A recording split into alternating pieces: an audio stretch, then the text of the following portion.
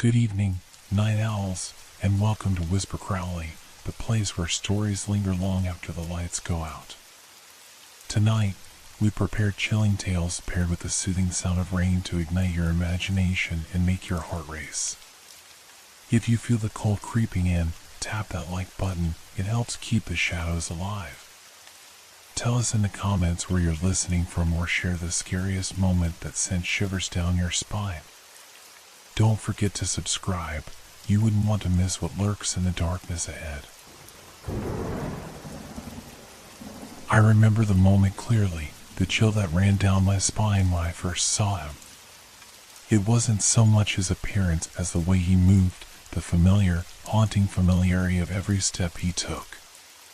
But more than anything, it was the way he looked at me, as though he knew me, no, as though he was me. It all started that morning. I had decided to take a walk, to clear my mind, or maybe to escape the relentless hum of my thoughts. The streets were quieter than usual for a Saturday morning, just the occasional rustle of leaves and the distant hum of a car engine. It was supposed to be a peaceful day. As I strolled along the familiar path, something felt off.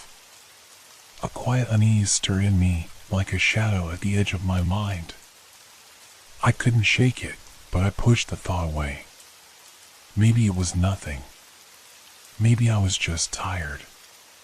That's when I saw him. He was walking toward me, in the opposite direction, and yet it felt wrong. There was something unsettling about his presence. He was tall, with short dark hair, and his clothes were simple, a faded jacket and jeans, much like mine. But it wasn't just the way he looked that made me freeze. It was his face. His eyes. They were mine. The same dark brown eyes, the same slight crease along the brow, the same half smile that always lingered at the corner of my lips. As he drew closer, I couldn't help but stare. And then he smiled, a knowing smile, like he had been waiting for me. He stepped forward, his voice breaking the strange silence between us. "Hi," he said softly, almost as if he had been expecting to see me. "We need to meet again, you and I." His words sent a shiver through me, but it was the tone in his voice that froze me in place.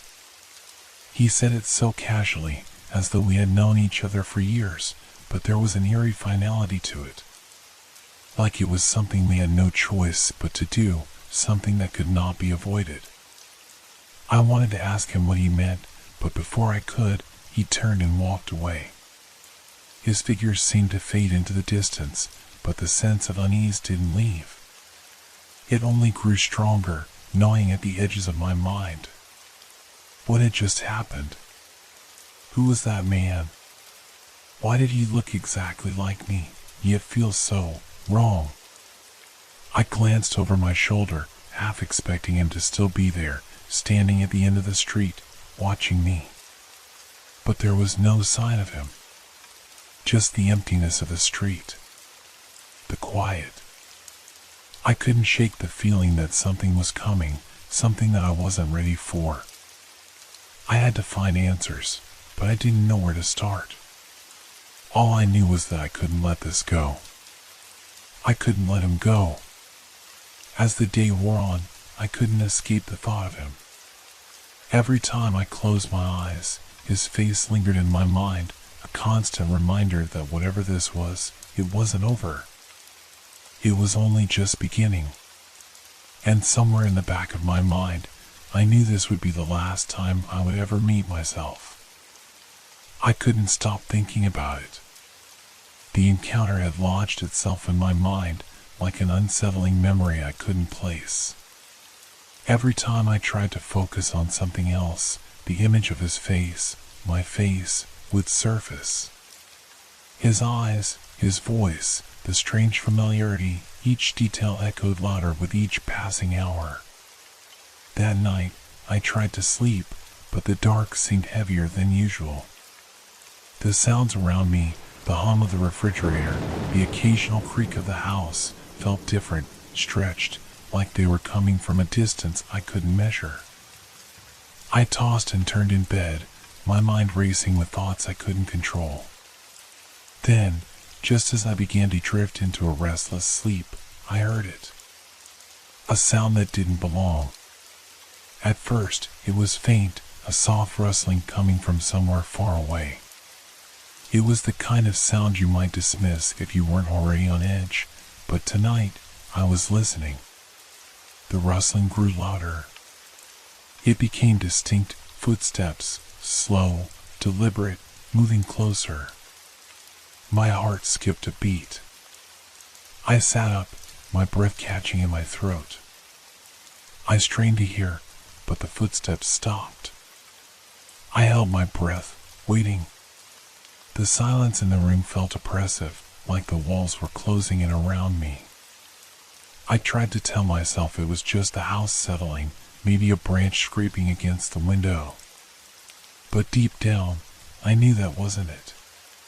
Then I heard it again. A faint tapping, like fingernails against wood, coming from the direction of the living room. A shiver ran down my spine. My mind raced back to earlier in the day. The man. The one who looked like me. Could this somehow be connected? I didn't move. I just lay there, staring into the dark, listening as the sound came closer. The tapping, then the shuffle of feet. It wasn't outside.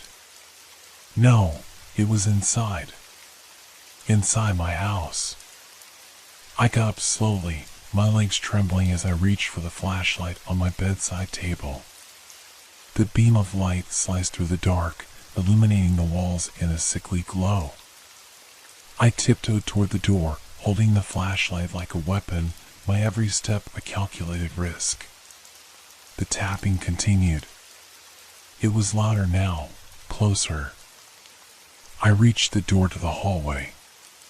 My hand hovered over the handle, but something stopped me. A feeling. A deep, gnawing certainty that whatever waited me on the other side was not normal. It wasn't right. I opened the door. The house was eerily quiet. The shadows seemed to stretch unnaturally across the walls, and the air felt thick, heavy, like it was full of something I couldn't quite see. The tapping had stopped, but I could still hear something, a faint breathing, like someone was standing just beyond the reach of the light. I swallowed hard, my throat dry. I stepped forward, moving cautiously toward the living room.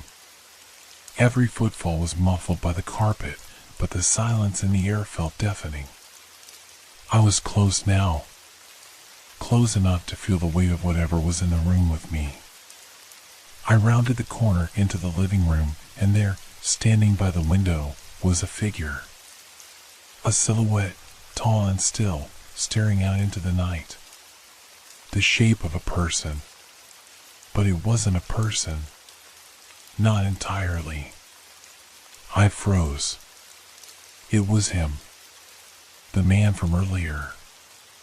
But now, standing in my house, he wasn't just an odd encounter.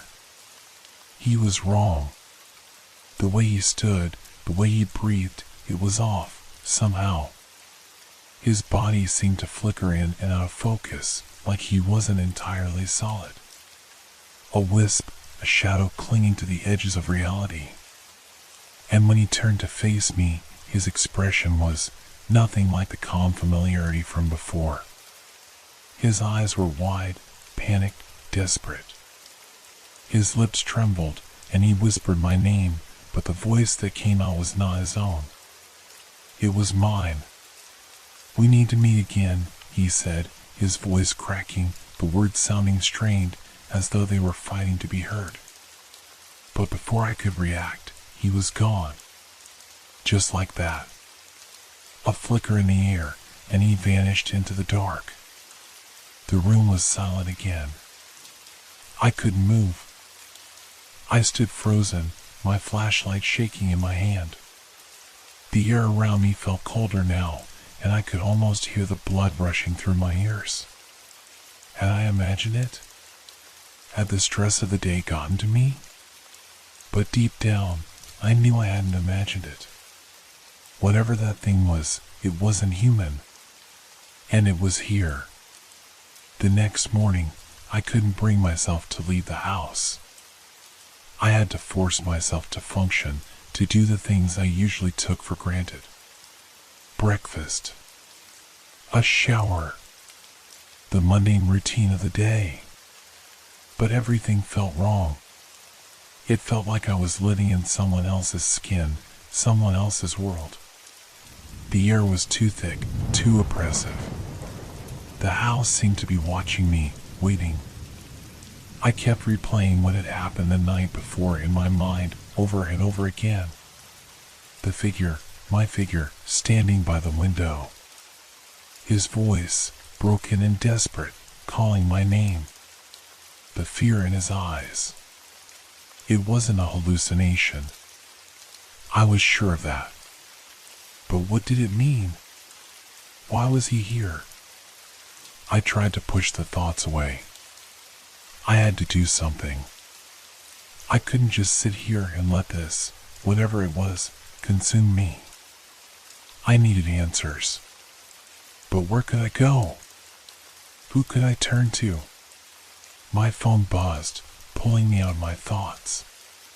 It was a message from an unknown number.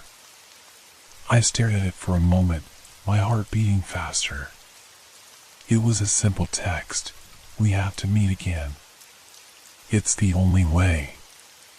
There it was again. The same words he had spoken to me the day before. The words that sent a chill through my bones, that had left me with a sense of dread I couldn't shake. I felt a cold sweat break out across my skin. This couldn't be real. Could it? But I knew deep down that it was. Something was happening, something that I didn't understand.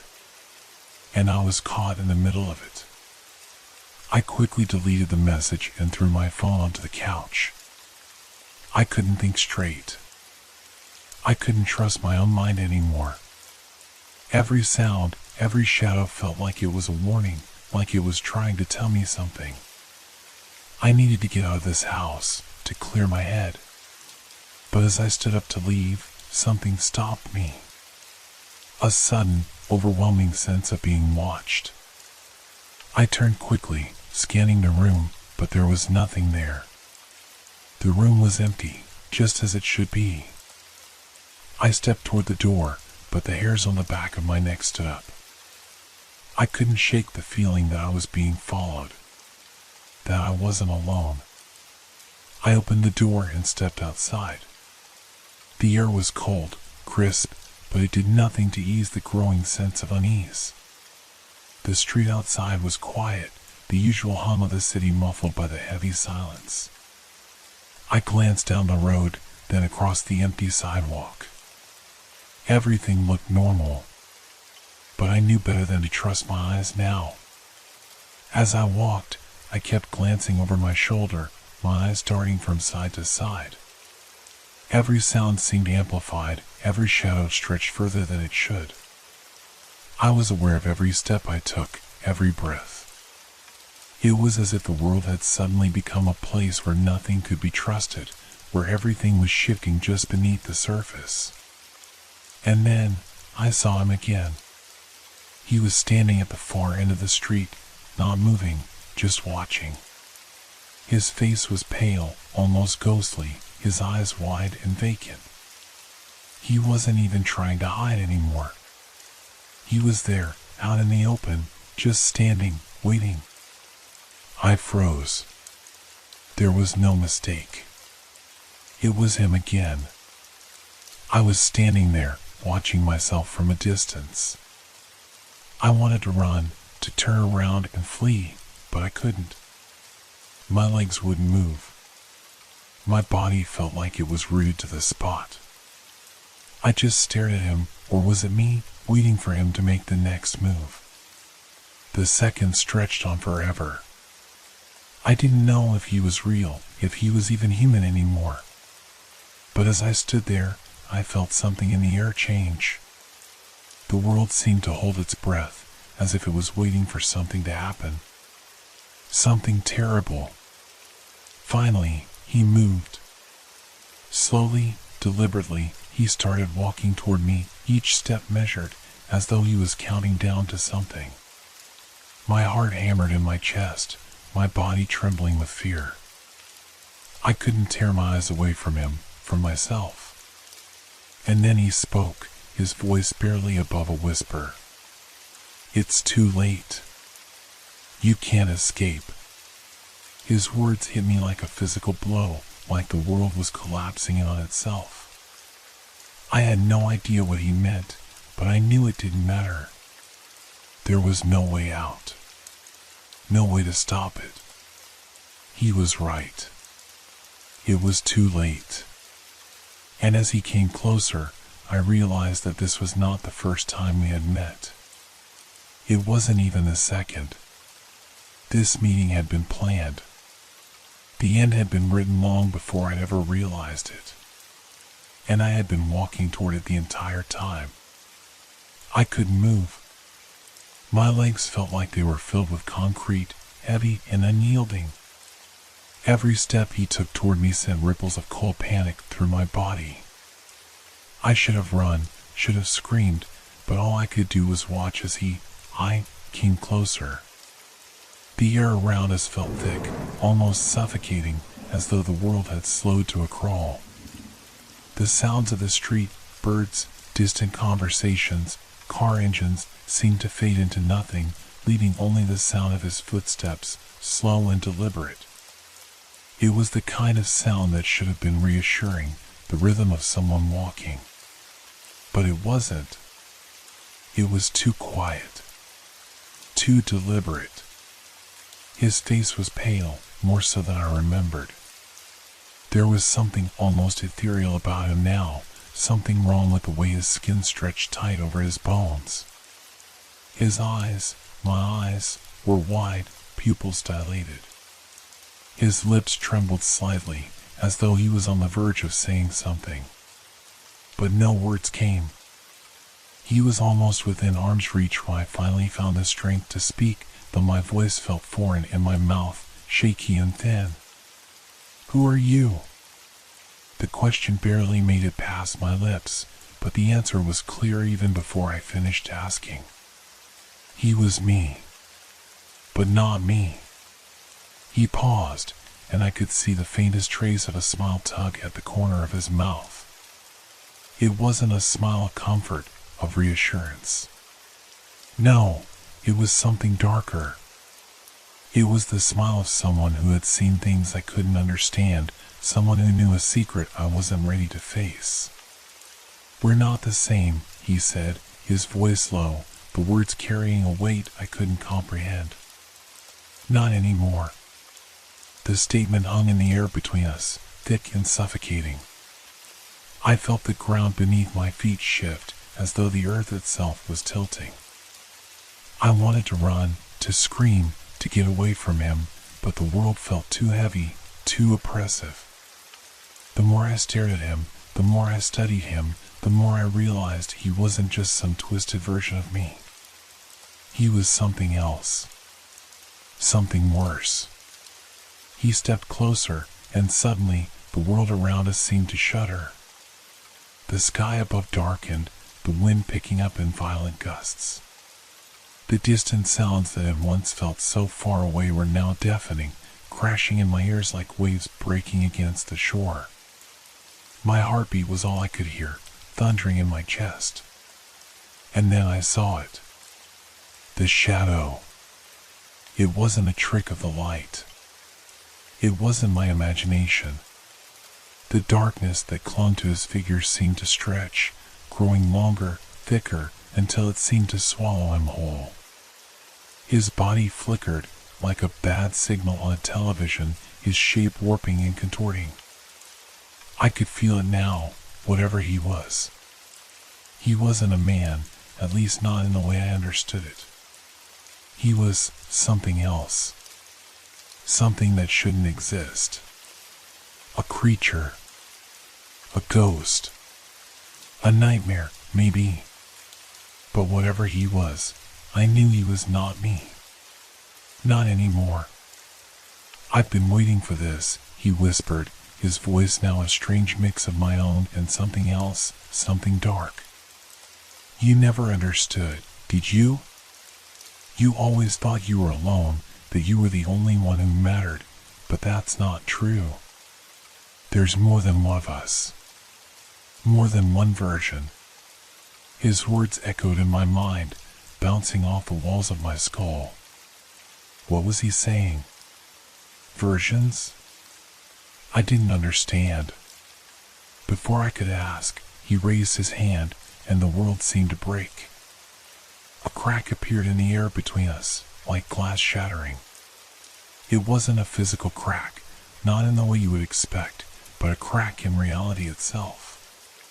The air distorted around us, bending, warping, like looking through the ripples of water. I could see things, glimpses of other places, other times, other versions of myself. But it wasn't just me. I saw figures, shadows, standing in the distance, all moving closer. Some of them looked like me. Others didn't. They were strange, unfamiliar versions of what I had been, of what I could have been.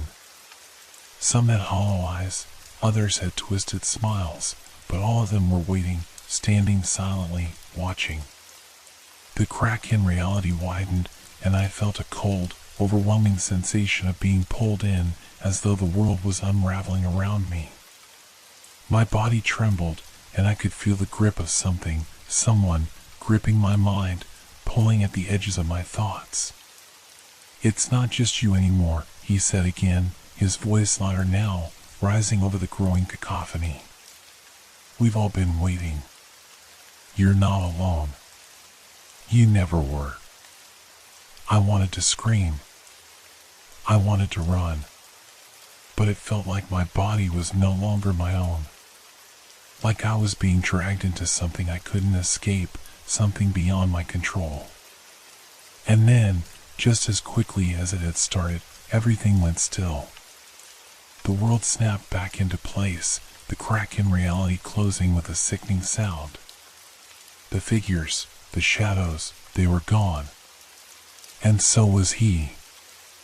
I was alone. But I wasn't sure I could ever be truly alone again. The silence after he disappeared was overwhelming. It pressed in on me from all sides, thick and suffocating. The air felt stale, heavy with the weight of something unspoken. For a long moment, I stood frozen, trying to make sense of what had just happened, trying to understand the reality of the situation I found myself in. But there was no understanding. No answers. Only questions. I stumbled back, my legs weak, my heart pounding in my chest. Every inch of me screamed to run, to escape, but there was nowhere to go. How could I outrun something like that?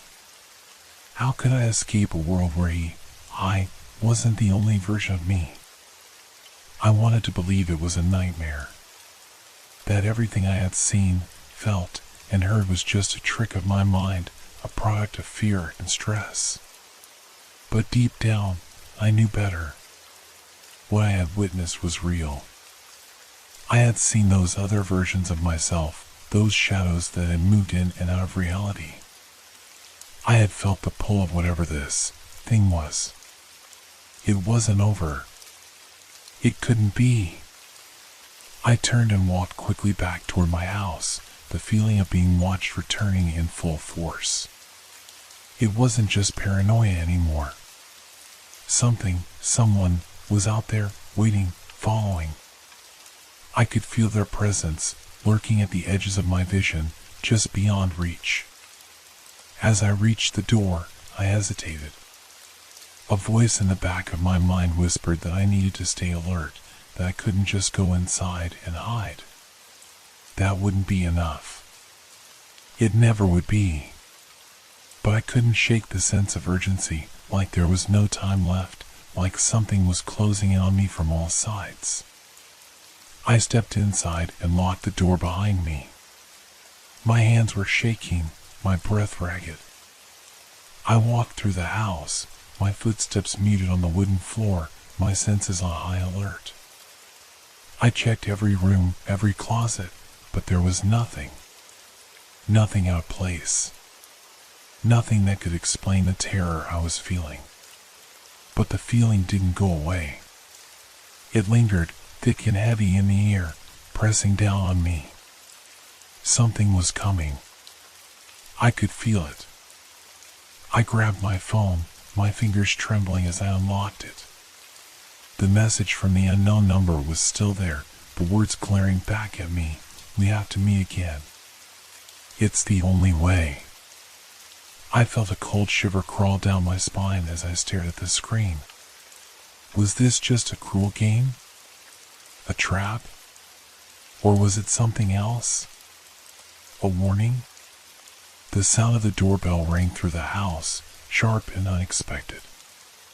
I jumped, the blood draining from my face. No one was supposed to be here. No one except. I slowly walked toward the door, my heart racing in my chest. Every step was like moving through molasses, as though the very air was fighting against me. When I reached the door, I stood there for a long moment, my hand hovering over the handle. Should I open it? Should I even want to know who was on the other side? But then, just as I was about to pull away, the door rattled. It shook as though someone, or something, was trying to get in. The force of it made the hinges groan in protest, and I instinctively pulled back, my mind racing with 1,000 questions I couldn't answer. A voice broke through the silence, soft and familiar, though it carried an edge of something darker, something twisted. It's time. I knew that voice.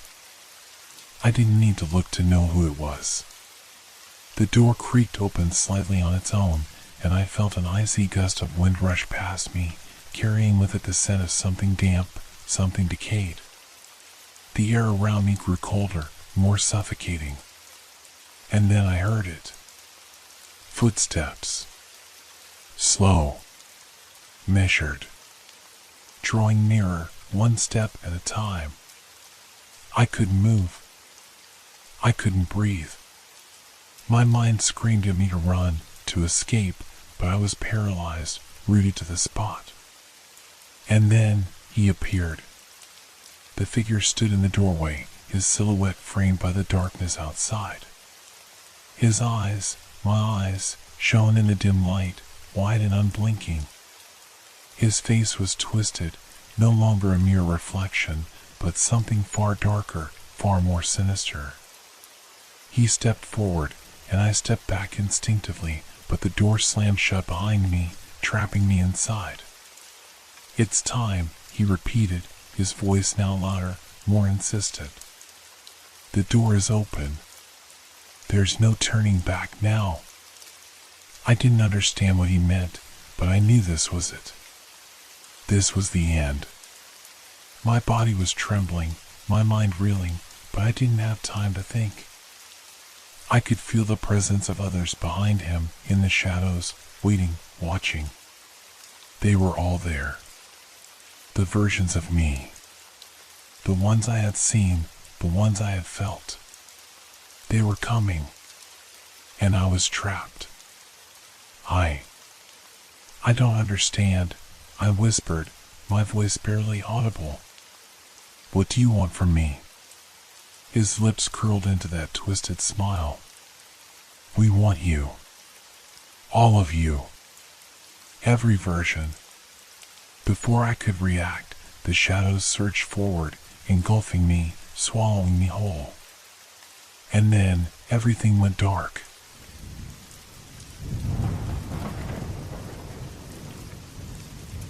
Have you ever woken up in a place you don't recognize? Or found yourself somewhere, unsure of how you got there, and felt a creeping terror that maybe you're not alone? That something is waiting for you, just out of sight? I have. And it's happening again. I don't know when it started. Maybe it was a month ago, maybe longer. But now, every time I fall asleep, I wake up in a new place. In the middle of a street, a dark alley, an empty parking lot, or sometimes in front of a house I've never seen before. I'll look around, panic crawling up my spine, and the overwhelming question floods my mind. How did I get here? I've tried to trace my steps, tried to make sense of it, but there's nothing. No clues. No answers. Just the cold, unsettling feeling that something has changed. Something isn't right. The worst part is that when I try to go home, everything feels wrong. The streets twist and bend in ways that shouldn't be possible. The buildings around me shift, like they're playing tricks on my eyes. Places I've walked 1,000 times now feel unfamiliar, distant, as though they've never existed before. And as much as I try to ignore it, I feel like someone is watching. Just out of the corner of my eye, I'll catch a shadow moving, or I'll hear footsteps behind me when no one is there. Sometimes, I think I hear my name whispered, but when I turn around, there's no one. It's only me. But I know I'm not alone. It's all connected. I'm sure of it. The places, the strange sounds, the growing sense of being followed. I've tried to tell people, but no one believes me. They think I'm crazy, that I'm imagining it all. And maybe I am. But each time I wake up in a new place, I'm more certain that something is happening to me. Something I don't understand. It's not just a dream. It's something real. Something that's creeping into my life, changing it little by little, until I'm no longer sure what's real and what's not. I wish I could stop it. I wish I could control it. But it keeps happening over and over again, and with each passing night, the feeling of being hunted grows stronger. Tonight, it's happening again. I don't know where I'll wake up, but I know one thing for sure. Whatever this is, whatever is happening to me, I don't think I can escape it. I woke up in the middle of a street. The cold concrete pressed against my back, and I quickly sat up, heart pounding in my chest. The city was quiet, eerily still. Not a car in sight, not a person walking down the street. Just silence. The kind of silence that suffocates. I rubbed my eyes, trying to shake off the confusion. How did I get here? The last thing I remembered was lying in my bed, my apartment familiar and safe. But now, I was here. Somewhere I didn't recognize. The streetlights cast long shadows on the pavement, but there were no sounds. No usual hum of city life.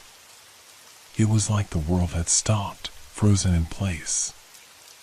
I pushed myself to my feet, my knees wobbling slightly, as though they weren't quite sure how to hold me up. My head was pounding, like a dull drumbeat that wouldn't stop. I glanced around, but nothing seemed right. The buildings on either side of me were unfamiliar, the shapes distorted in a way that didn't quite make sense. I had walked these streets before, or so I thought, but now they looked like something from a dream, unfamiliar, twisted, and wrong. I tried to take a deep breath, but the air felt thick, hard to inhale. A faint smell lingered, damp, metallic, like something had been rusting for years. I could feel the hairs on the back of my neck rise. Something was wrong. I wasn't supposed to be here. But how did I get here? How was I even standing on this street in the first place? I forced myself to take a step forward, my feet dragging against the cold ground. I needed to get back to my apartment. To safety. I didn't know how, but I had to. As I started walking, I tried to remember the way home, but the streets ahead of me shifted. What had been a familiar corner was now empty, and the road that should have led to my apartment was now blocked by a line of abandoned cars. They were covered in dirt, some of them half crushed, like they had been left there for years. I stopped, my heart hammering in my chest. Something was wrong. Something was terribly wrong. The silence around me was overwhelming. I couldn't even hear the wind. It was as if the city itself was holding its breath, waiting for something. Or someone. I looked around, my stomach twisting with unease. Nothing. No one. Just the empty streets. And then I heard it. A faint sound, like a shuffle of footsteps in the distance. I froze, straining my ears. At first, it was too quiet to be sure. But then, it came again. Closer this time. Footsteps. I whipped around, my eyes scanning the street, but there was no one there. No figure emerging from the shadows. No sign of movement. Just the faint, rhythmic sound of footsteps. Closer. I took a shaky step back, my breath caught in my throat. The footsteps weren't getting louder, they were getting closer, moving in time with my own heartbeats. Every time I moved, they moved. Every time I stopped, they stopped. And then, just as quickly as it had started, the sound stopped. I was alone again. I stood there, frozen, listening to the empty street around me. The silence seemed even louder now, pressing against me with a weight I couldn't shake. My mind was racing, trying to piece together what was happening. My heart was pounding, each beat echoing in my ears. Had I imagined it? The footsteps? I didn't know. But the feeling of being watched was undeniable. It was as though someone, or something, was out there, just out of sight, waiting for me to move again. I felt it in my bones, the cold presence of something lurking in the shadows. I shook my head, trying to clear the fog that clouded my thoughts. No, I couldn't let fear control me. I needed to get home. I needed to find something familiar, something that would make sense of all this. I had to keep moving.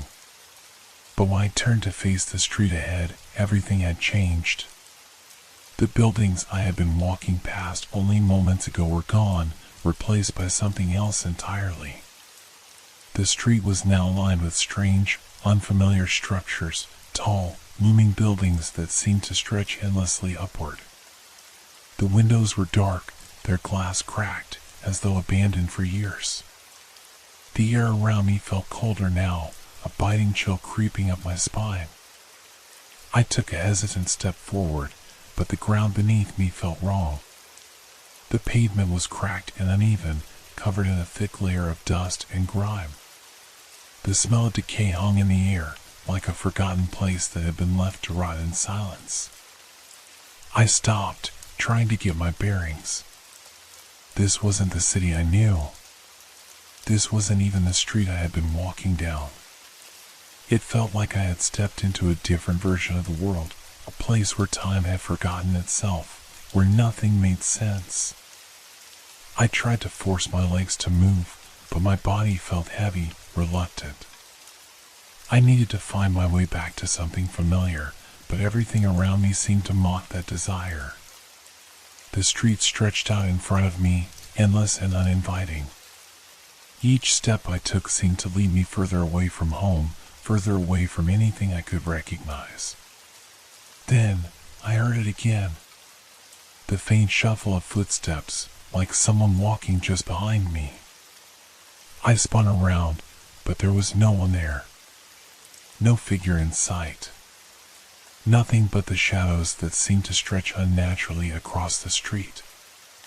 My breath quickened, my pulse rising. Was I imagining it? I tried to convince myself that I was. That it was just my mind playing tricks on me. But deep down, I knew that wasn't true. Something was out there. Something was following me. I could feel it in the air, in the stillness that surrounded me. I had to keep moving. I had to get away from this place. I forced myself to walk faster, each step feeling heavier than the last. The streets seemed to stretch on forever, the buildings looming closer now, their dark windows staring down at me like the eyes of some monstrous beast. And then, in the distance, I saw something. A figure.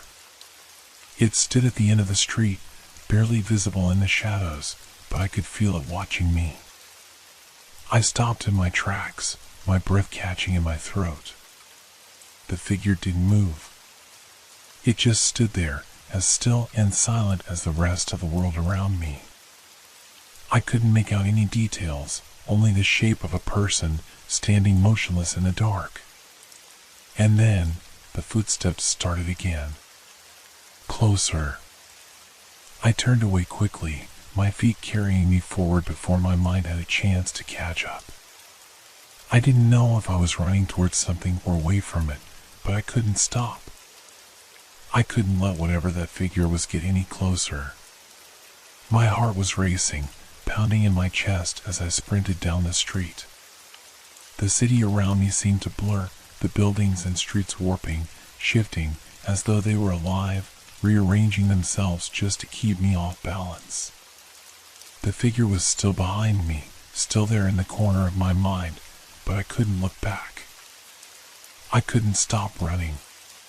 The world around me seemed to fold in on itself, like a nightmare that refused to end.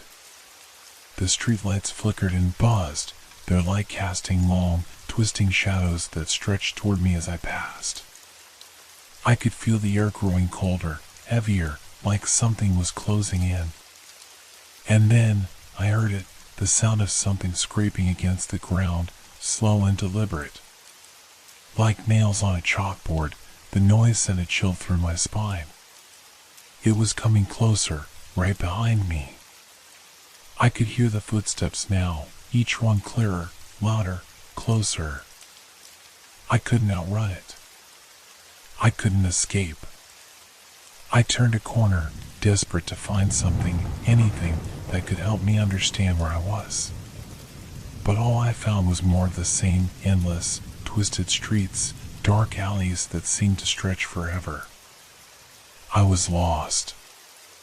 I was trapped. And then, I felt it, a cold breath on the back of my neck, a presence behind me, so close I could feel its weight pressing against me. I didn't need to turn around to know it was there. I could feel it.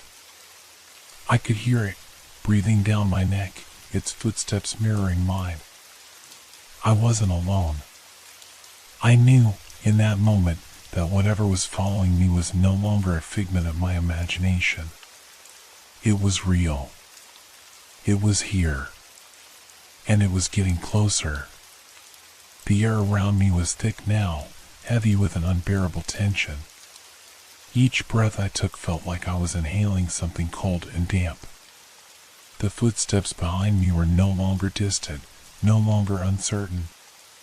They were right there, unmistakably close, too close. My legs burned with exhaustion, but I couldn't stop. I couldn't turn around. I couldn't let whatever was chasing me catch up. The city had become a maze, its streets and alleys twisting in on themselves, changing with every corner I turned. No matter how fast I ran, I couldn't seem to escape it. Whatever it was. The sound of the footsteps had become a rhythm, a pulse that beat in sync with my own. A rhythmic pounding in my head. One step. Another. Closer and closer. I could almost hear a whisper now, faint but unmistakable, a voice buried in the wind. It was calling my name. I shook my head, trying to block it out. This couldn't be happening. This couldn't be real. But I knew, deep down, that it was. That whatever was happening wasn't some bad dream. It wasn't just my mind playing tricks on me. I had to find somewhere to hide. Somewhere to stop and think, to figure out what was going on. I couldn't keep running forever.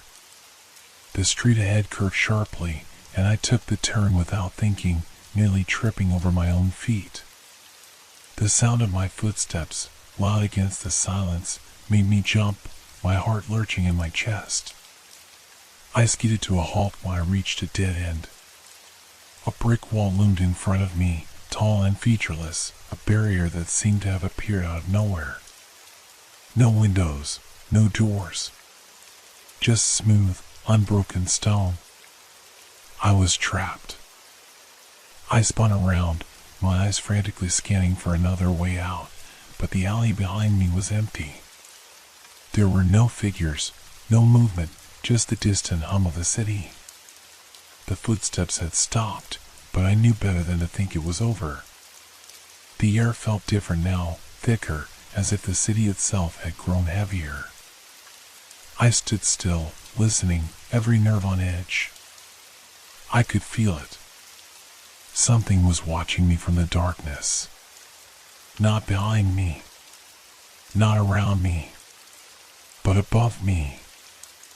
I glanced up, my eyes searching the sky, the buildings looming high above, their edges cutting into the night. For a moment, I thought I saw a shadow flicker against one of the walls. But when I blinked, it was gone. A soft, almost imperceptible sound, like a soft scrape of metal, made me freeze. The noise came from above me again. Then, a flash of movement, and I saw it. A figure. Not a person. Not a shape I could recognize. But something else, something unnatural. Its form was blurred, shifting, a shadow against the darkness of the sky, and it moved too fast. It was unnatural. My pulse quickened. My breath caught. I tried to move, but my legs were frozen. The figure darted closer, faster than any human could have moved. I could feel it, its presence closing in on me. I was no longer alone. I ran again, my feet pounding the pavement, my body pushing forward instinctively, even though I didn't know where I was going anymore. The figure was above me, circling, always one step ahead. It was like a predator in the dark, playing with its prey. It didn't need to chase me, it was everywhere.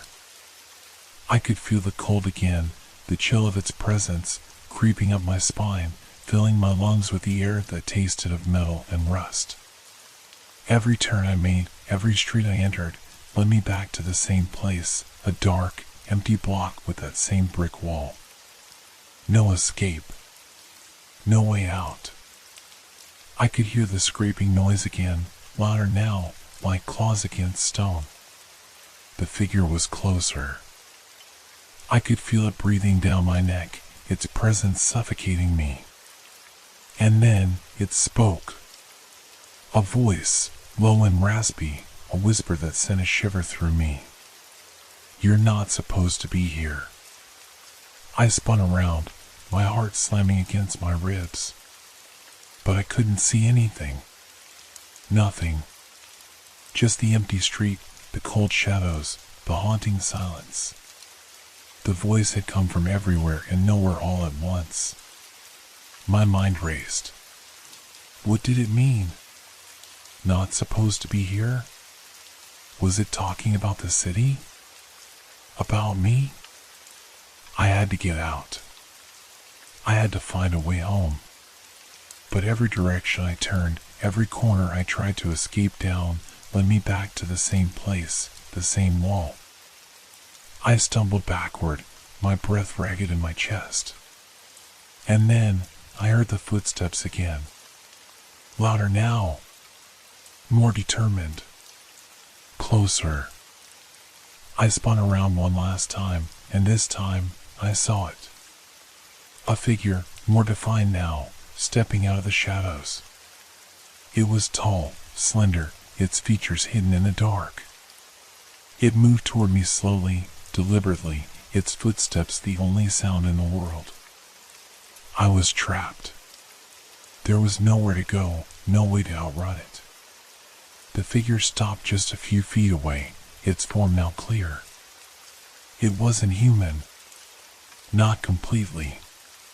The eyes were too wide, too black, with no whites at all.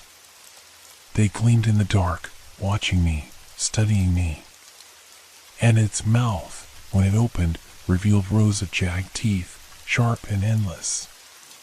"You're not supposed to be here," it repeated, its voice like gravel scraping against stone. And then it stepped forward. The creature's presence loomed in front of me, its form both terrifying and unreal. My mind struggled to comprehend what I was seeing. It wasn't human. It was something otherworldly. Its eyes locked on mine, cold and unfeeling, and every instinct in my body screamed at me to run. But my legs wouldn't move.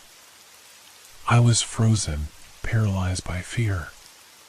The figure took another step toward me, its long, spindly fingers curling into fists. The air around it grew colder, as though the very atmosphere was bending under its influence.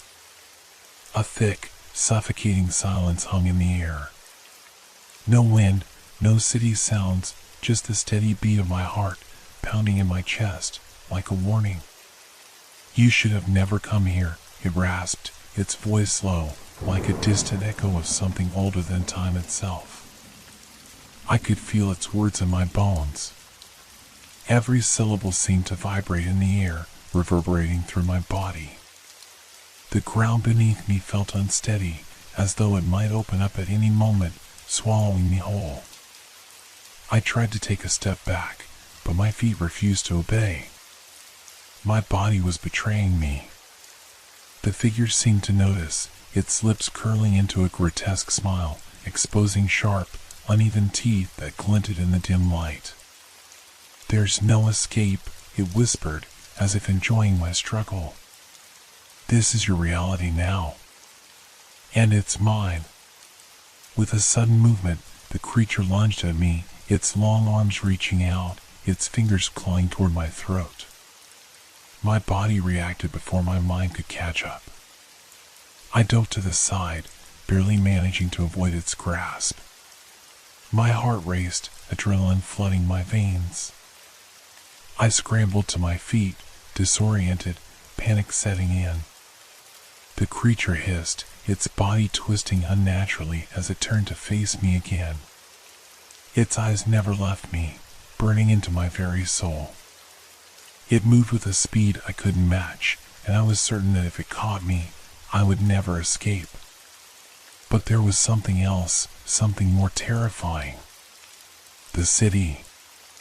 The walls, the streets, they had changed again. The ground beneath me no longer felt solid. It was as though I was standing on the edge of a precipice, a place where the world itself was unraveling. The brick wall that had trapped me earlier was now shifting, melting into the air like smoke. I felt like I was losing my grip on reality. The creature wasn't the only thing out of place anymore. The city itself was becoming a twisted nightmare. The lights flickered, casting long, eerie shadows that seemed to stretch and bend unnaturally. Buildings loomed taller and more menacing with each passing second.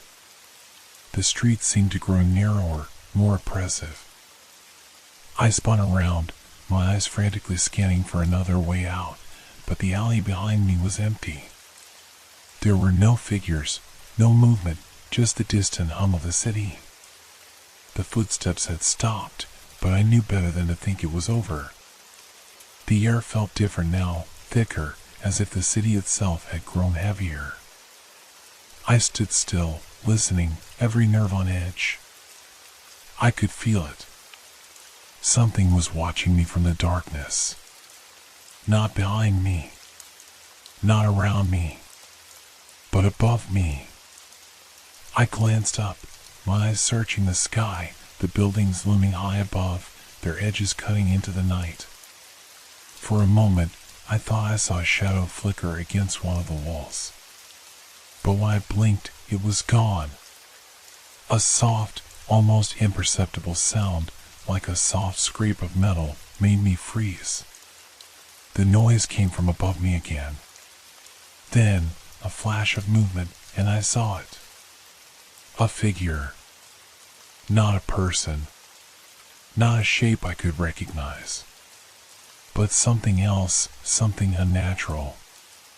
Its form was blurred, shifting, a shadow against the darkness of the sky, and it moved too fast. It was unnatural. My pulse quickened. My breath caught. I tried to move, but my legs were frozen. The figure darted closer, faster than any human could have moved. I could feel it, its presence closing in on me. I was no longer alone. I ran again, my feet pounding the pavement, my body pushing forward instinctively, even though I didn't know where I was going anymore. The figure was above me, circling, always one step ahead. It was like a predator in the dark, playing with its prey. It didn't need to chase me, it was everywhere. I could feel the cold again, the chill of its presence, creeping up my spine, filling my lungs with the air that tasted of metal and rust. Every turn I made, every street I entered, led me back to the same place, a dark, empty block with that same brick wall. No escape. No way out. I could hear the scraping noise again, louder now, like claws against stone. The figure was closer. I could feel it breathing down my neck, its presence suffocating me. And then it spoke. A voice, low and raspy, a whisper that sent a shiver through me. "You're not supposed to be here." I spun around, my heart slamming against my ribs. But I couldn't see anything. Nothing. Just the empty street, the cold shadows, the haunting silence. The voice had come from everywhere and nowhere all at once. My mind raced. What did it mean? Not supposed to be here? Was it talking about the city? About me? I had to get out. I had to find a way home. But every direction I turned, every corner I tried to escape down, led me back to the same place, the same wall. I stumbled backward, my breath ragged in my chest. And then I heard the footsteps again. Louder now. More determined. Closer. I spun around one last time, and this time I saw it. A figure, more defined now, stepping out of the shadows. It was tall, slender, its features hidden in the dark. It moved toward me slowly, deliberately, its footsteps the only sound in the world. I was trapped. There was nowhere to go, no way to outrun it. The figure stopped just a few feet away, its form now clear. It wasn't human. Not completely. The eyes were too wide, too black, with no whites at all. They gleamed in the dark, watching me, studying me. And its mouth, when it opened, revealed rows of jagged teeth, sharp and endless. "You're not supposed to be here," it repeated, its voice like gravel scraping against stone. And then it stepped forward. The creature's presence loomed in front of me, its form both terrifying and unreal. My mind struggled to comprehend what I was seeing. It wasn't human. It was something otherworldly. Its eyes locked on mine, cold and unfeeling, and every instinct in my body screamed at me to run. But my legs wouldn't move. I was frozen, paralyzed by fear. The figure took another step toward me, its long, spindly fingers curling into fists. The air around it grew colder, as though the very atmosphere was bending under its influence. A thick, suffocating silence hung in the air. No wind, no city sounds, just the steady beat of my heart pounding in my chest, like a warning. "You should have never come here," it rasped, its voice low, like a distant echo of something older than time itself.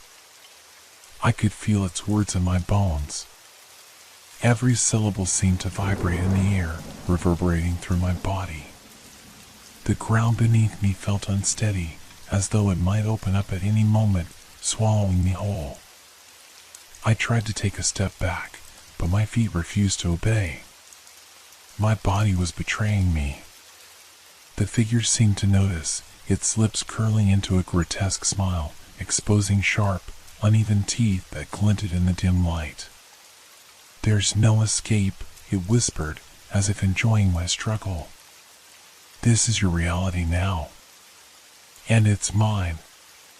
With a sudden movement, the creature lunged at me, its long arms reaching out, its fingers clawing toward my throat. My body reacted before my mind could catch up. I dove to the side, barely managing to avoid its grasp. My heart raced, adrenaline flooding my veins. I scrambled to my feet, disoriented, panic setting in. The creature hissed, its body twisting unnaturally as it turned to face me again. Its eyes never left me, burning into my very soul. It moved with a speed I couldn't match, and I was certain that if it caught me, I would never escape. But there was something else, something more terrifying. The city. The walls, the streets, they had changed again. The ground beneath me no longer felt solid. It was as though I was standing on the edge of a precipice, a place where the world itself was unraveling. The brick wall that had trapped me earlier was now shifting, melting into the air like smoke. I felt like I was losing my grip on reality. The creature wasn't the only thing out of place anymore.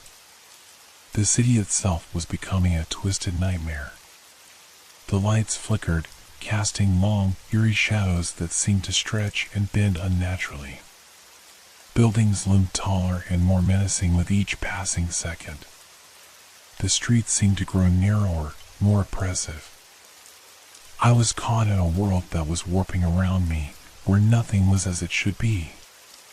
The creature moved again, closing the distance between us, and I couldn't help but notice how its form seemed to waver, like a mirage, flickering in and out of existence. But it wasn't an illusion. It was real. Its dark presence, the suffocating air, the growing fear, I could feel it all. I had to escape. I had to do something before it was too late. I turned and ran again, my feet stumbling against the uneven ground. The creature's laughter echoed behind me, deep and unsettling. It was mocking me, toying with me. It was no longer chasing me because it needed to. It was enjoying my fear, savoring my desperation. I sprinted down a narrow alley, my breath ragged, the sound of my footsteps echoing off the walls. The alley twisted and curved like it was alive, bending in unnatural ways. I didn't know where I was going, only that I had to move, had to get away. And then, I saw something. A doorway. It was barely visible, tucked away in the shadows. The frame was old, rusted, like it had been there for years. I didn't hesitate. I ran toward it, my heart racing, my mind focused only on the idea of getting through that door, of escaping the nightmare. I reached for the handle, and to my surprise, it turned easily in my grasp. The door creaked open, and a wave of cold air hit me. Without thinking, I stepped through, slamming the door shut behind me. For a moment, I was surrounded by darkness. The sounds of the city were muffled, distant. I took a few shallow breaths, trying to calm myself, trying to make sense of what had just happened. But then I realized something. The air was too still. The silence wasn't right. I wasn't alone. I looked around, trying to make out the surroundings, but it was pitch black. There were no lights, no windows, no signs of life. Only an overwhelming sense of isolation. Suddenly, I heard a whisper. The same voice. Low and guttural, just behind me. You can't hide forever. I spun around, my heart slamming in my chest, but there was nothing there. No figure. No creature. Yet, I felt it. The presence was there, pressing against me, suffocating me. It was inside the room now, closing in, its breath cold against my skin. I reached out, feeling the walls around me, desperate for some sort of escape. But there was nothing. Just an empty, oppressive darkness. And then I felt it. A hand, cold and clammy, brushing against my shoulder. I froze. The hand on my shoulder was icy, too cold for any human touch. It was like something had reached out from the very darkness around me. The air was so thick now, I could hardly breathe. My pulse thundered in my ears, louder than any sound, drowning out everything else. I couldn't move, couldn't scream. Every muscle on my body locked, as if my very being had been paralyzed by the touch. And then I heard the voice again, only this time it was closer. A breath against my ear. You can't escape, it whispered, its words like ice sliding down my spine. The voice was no longer just an echo. It was real. Tangible. The breath on my neck grew heavier, and I could feel the weight of its presence pressing in on me. I opened my mouth to speak, but no sound came out. I was suffocating, not just from the air, but from the sheer terror that clutched at my throat. My legs gave way, and I collapsed to the floor. The darkness seemed to grow darker still, as if it were swallowing me whole. But then something changed. A light. A small, distant light, flickering somewhere far off in the blackness. It was faint, but it was there, a glimmer of hope. For a moment, I thought it was a hallucination, a trick of my mind, but as I focused, the light grew stronger, more defined. It wasn't much, but it was enough. Enough to give me something to hold on to. I scrambled to my feet, driven by a desperate need to escape. The darkness shifted around me, moving like liquid, trying to pull me back. But I kept my eyes on the light. It was my only chance. I stumbled toward it, each step more difficult than the last, as though the floor itself was trying to drag me down. The whispering voice, the cold hand, the presence, they were still there, surrounding me, but I couldn't let it stop me. I couldn't let it win. The closer I got to the light, the more I could feel the weight of it lifting. The shadows seemed to retreat, shrinking away from the glow, as though they feared it. I kept moving, faster now, my breaths coming in ragged gasps. I didn't care what lay ahead. All that mattered was getting to that light. I reached out, my hand trembling, and as my fingers brushed the edge of the light, the darkness suddenly fled. The weight on my chest vanished, and the cold that had gripped me for so long was gone. I was standing in a quiet, empty space, bathed in the soft, warm glow of the light. For a moment, I could hardly comprehend what had just happened. The silence was almost too much to bear after the suffocating terror of the darkness. I was free. But was it real? Had I truly escaped, or was this just another part of the nightmare? I turned, my eyes scanning the new surroundings. It was familiar, but not quite right. I was standing in the middle of a street, my street, the one I recognized. The buildings were the same, the pavement the same, but everything was off. The air still felt heavy, and there was no sound, no life. The street was empty. I looked around, but no one was there. It was as if the city had been abandoned. Had I really made it back? Or was this another layer of the nightmare? I stood there for what felt like hours, waiting for something, anything, to happen. But nothing did. The street was as still as the grave. Then, the voice came again. Soft, distant, but unmistakable.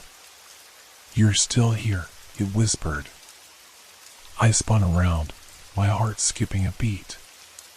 But there was no one there. Just the silence. The light that had once seemed like my salvation flickered, and I realized with a sudden, cold clarity that I had never truly escaped. The city, the creature, the darkness, it wasn't done with me. I was still trapped. But now, I understood something. The city wasn't just a place. It was a prison. A place that bent reality, where time and space didn't matter. I had been pulled into it, and it was always waiting for me, lurking beneath the surface. I wasn't running anymore. I wasn't trying to find a way out. I was simply surviving. And as the light flickered one final time and the shadows started to close in, I realized there was no escaping this world. There was only existence. And that was more terrifying than anything else.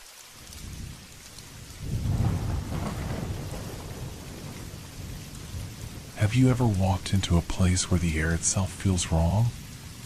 Like the world around you doesn't quite fit, like it's trying to tell you something, but you can't figure out what? I never believed in those strange, half-whispered stories. You know, the ones where people claim that places have memories, or that certain spots in the world are alive with something unexplainable. But after what happened to me, I can't pretend that I haven't seen it for myself. It started on an old piece of land my family had inherited, a forgotten plot on the outskirts of town. Overgrown with weeds and vines, it was the perfect place for me to clear out and create something new. At least, that's what I thought at first. The land had a strange energy, though. It was as if the earth itself was holding onto something it didn't want to let go of. I was clearing the brush one afternoon when I stumbled upon it, the stone garden. Hidden in the far corner of the property, partially covered by a tangle of brambles, was a small clearing. And in the center of that clearing stood a collection of stone figures, tall, unnervingly detailed statues of people, frozen in positions as if they were caught in some moment of intense emotion. Some were kneeling, others appeared to be reaching out, hands frozen mid-motion. I remember thinking how strange it was, how lifelike the stone carvings seemed. Their faces, those were the most unsettling. Their expressions felt too real, as though they were trying to convey something they couldn't say. I didn't think much of it then, assuming they were just old sculptures someone had left behind. The place had clearly been abandoned for years, and I figured they were just remnants of the past. But after that day, things began to change. The first night I went back, the atmosphere was different. The garden felt heavier, as though the very air around it had thickened. I didn't realize at the time, but I had already begun to notice small changes, subtle things that might have escaped anyone else's attention. The statues seemed slightly different, as though their positions had shifted ever so slightly. It was a small change, but I couldn't shake the feeling that something had been moved. I chalked it up to my imagination, as you do when something doesn't make sense. Over the next few days, I returned to the garden several times. Each visit was the same, or so I thought, until it wasn't. Slowly, the figures started to shift. I couldn't tell exactly how, but it was as though they were subtly altering their postures. The kneeling figure had its head raised, its hand stretched out, palm open, as if reaching towards something. Another statue, which had once been standing with its arms folded, now appeared to be slightly bent forward, as though in motion. At first, I dismissed it. Maybe it was just the weather, or maybe I was just not remembering them the way I thought I had. But with each new change, the unease began to build. Then came the night I couldn't ignore it anymore. It was late, too late. I had been working on the garden for hours, lost in the task of clearing the underbrush. I hadn't planned to stay out so long, but the strange sense of quiet had lulled me into a kind of trance. The sun had long disappeared, and only the pale moonlight lit the space now. I had been cleaning the stones, brushing away dirt, when I glanced up and saw it. One of the statues, the one I'd been paying the least attention to, had moved. It was standing at an angle, its head tilted toward me, its eyes seemingly following my every move. The figure had been facing one way when I arrived, but now it was staring directly at me. My heart skipped. The feeling of dread hit me like a wave. I stood frozen, staring at the stone figure. It shouldn't have been able to move. It couldn't have. I backed away slowly, my pulse racing. I knew I had to leave. Something wasn't right. As I turned to go, the ground beneath my feet shifted, like something deep below had shifted just slightly. The air felt heavier. Then I heard it. A sound, soft at first, like the faintest whisper of movement. Footsteps, faint but deliberate, as if something, was walking through the garden. I turned, but the clearing was empty. Except for the statues. They were watching me. That's when I knew. Something in that garden was alive. It wasn't just the statues. It was the entire space, the land, the air, the silence. It was all wrong. And it wanted something. I didn't know it yet, but I was going to find out. The next few days were a blur of confusion and unease. I tried to tell myself I was just being paranoid. It had to be my imagination, right? Statues didn't move on their own. I convinced myself that it was all just an odd trick of the light, or maybe the wind, causing the branches to sway and create the illusion of motion. But deep down, I knew I was lying to myself. Each day, I returned to the garden, determined to understand what was happening. I needed answers. I couldn't ignore the unsettling feeling in my chest, the way the air seemed to grow colder the longer I spent in the clearing. But the truth was, the more I looked, the more I found. The statues were different every time I came back. One statue that had once been seated with its hands on its knees now stood up, its arms extended outward. Another, a young woman, had once been gazing down at the ground, her posture frozen in deep sadness. But when I looked at her again, her eyes were turned upward, staring directly into the trees, her lips curled in a faint, almost imperceptible smile. It wasn't just their positions. Their features were changing too. The smooth stone was starting to develop cracks, the details on their faces becoming sharper, more defined. What had once been an inanimate figure of a man in mid-stride was now strikingly lifelike, his muscles seeming to ripple as though he were about to move.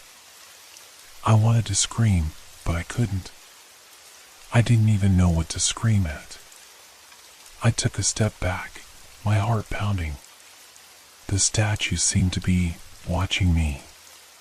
The eyes, so cold and lifeless at first, now felt as though they were following me. The moment I turned my back to them, I could feel them. Feel them watching. It was as if the stone was not stone at all, but something else, something that could think, could feel, could remember. I couldn't shake the feeling that I was being pulled deeper into something I couldn't understand. On the fifth night, I went back again. This time, the moon was hidden behind a thick layer of clouds, leaving the garden in total darkness. The air was still and thick with tension. I could hear nothing, not even the rustle of leaves. It was unnatural, unnerving. I tried to keep my focus on the task at hand. I needed to finish clearing the garden, but I couldn't stop glancing at the statues, my eyes darting toward them again and again. Every time I looked, they seemed different. Closer, somehow. More real. Then, as I worked, I heard it. A faint scraping sound, like stone against stone. I froze. It was too distinct to ignore. It was coming from behind me. Slowly, I turned. The young woman statue, the one whose face had been frozen in sadness and whose eyes had turned upward the previous day, was no longer still. She was moving, ever so slightly. Her head had shifted just enough that her eyes were now trained directly on me. Her lips twitched again, forming a smile, one that didn't belong on a stone face. I felt my blood run cold. This was wrong. I had to get out of here. I took a step back, my feet heavy as if the ground had turned to quicksand. The scraping sound grew louder, this time coming from all around me. I looked over at the other statues. The man who had once been in mid-stride was now standing perfectly still, but his hands were clenched into fists, and his expression, it was alive. The same with the others. The change had happened so gradually, I hadn't even realized how close they were becoming to being human. But now I saw it. Their faces weren't statues anymore. They were people, trapped inside stone shells. I stumbled backward, my chest tight with panic. But as I moved, I could hear it, soft footsteps, light but deliberate, behind me. I turned around, my breath catching in my throat. One of the statues had stepped forward. The figure of the young man, who had once been holding his arms out, was now moving toward me. Slowly. Purposefully. His stone fingers scraped against the earth as he walked, his eyes locked onto mine. I ran. I bolted through the garden, my heart pounding in my chest. The world around me felt as though it was closing in. The statues, no, the figures, were coming to life, one by one, and they were following me. The footsteps behind me grew louder. They were real. They weren't just illusions. I could hear them breathing. I reached the edge of the garden, my feet skimming the ground as I ran. I didn't dare look back. But as I reached the gate, I dared a quick glance. The figures were all standing still again, as if nothing had ever happened. But their eyes were locked on me.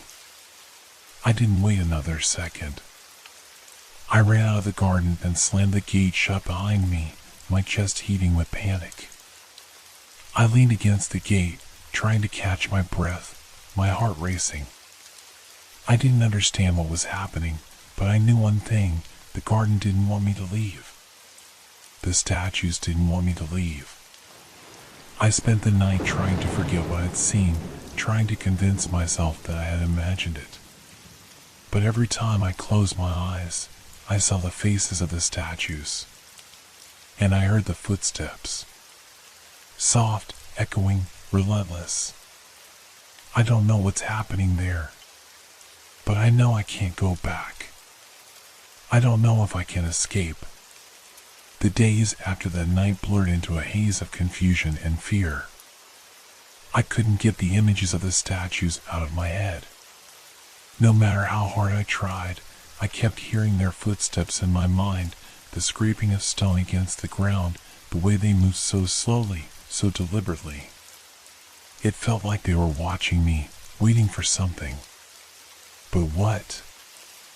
I tried to avoid the garden. I told myself that it was just a trick of my mind, that I had let my imagination run wild. But deep down, I knew the truth. I knew the garden was not just a garden. The statues weren't just statues. They were something else. I tried to go about my normal routine. I worked, ate, slept. But I couldn't shake the feeling that I was being pulled toward the garden like an invisible force was slowly drawing me back. And every night, I dreamed of it, of the figures, of their cold, lifeless eyes, and the way they moved while I wasn't looking. By the third day, I couldn't stand it anymore. I had to go back. I needed to see it for myself, to know if I was losing my mind or if there was something truly wrong with that place. So, at dusk, I returned to the garden. The sky was heavy with clouds, and the air felt thick, like it was holding its breath. I could see the garden from a distance, and I was sure I saw something moving within it. But when I got closer, everything was still. Too still. The gate creaked as I pushed it open, and I stepped inside. The feeling of dread was immediate. It wasn't like the first time I had come here. This time, the air felt suffocating, like I was walking into a tomb. My eyes scanned the clearing, but the statues were different. They weren't standing in their usual positions. The figures had shifted again, their forms now leaning in toward the center, as if they were all facing something or someone hidden in the middle of the garden. The air was so thick with tension I could hardly breathe. I took a hesitant step forward, and that's when I heard it. A soft, whispering sound. Like a voice, distant and yet right next to my ear. It was almost impossible to make out the words, but the tone was unmistakable. It was calling me. Come closer. I froze, my heart pounding in my chest. There was no one else here. I was alone. The voice continued, faint and broken. We've been waiting for you. The statues were still motionless, their eyes now locked on me, following my every move. My legs felt like lead, but I forced myself to take another step. And then another. The voice was pulling me forward, urging me to move closer to the center of the garden. I wanted to turn and run, but something inside me refused to leave. I had to know what was happening here. As I stepped deeper into the garden, the ground beneath my feet began to feel uneven. The stones I was walking on felt colder, slicker, as though they were alive.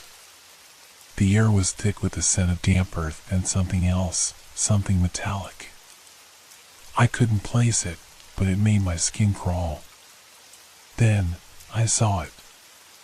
In the center of the garden, just beyond the reach of the statues, was a stone pedestal. Atop it was a small stone urn, its surface cracked and worn with age. It was almost as if it had been waiting there for me, as though the garden had been preparing for this moment. I took a cautious step forward, and the voice came again. It's time. I reached out to touch the urn, my fingers trembling. The moment my hand made contact with the cold stone, the air around me seemed to shift. The garden seemed to grow darker, the shadows stretching unnaturally. I felt a sharp pain in my chest, as if the very earth itself was pulling at me, draining me. And then, the statues moved. I turned just in time to see the young woman, the one whose smile had haunted me, taking a step forward. Her eyes locked onto mine, and her lips parted as if to speak. But there was no sound, just the grinding of stone against stone as she advanced. Then another statue moved. And another. They were coming toward me, their faces contorted in expressions of hunger. I could hear their footsteps now, loud and heavy, but muffled, as if they were moving through a thick fog. I stumbled back, my legs weak, my breath coming in shallow gasps. The garden had come alive, and it wasn't just the statues.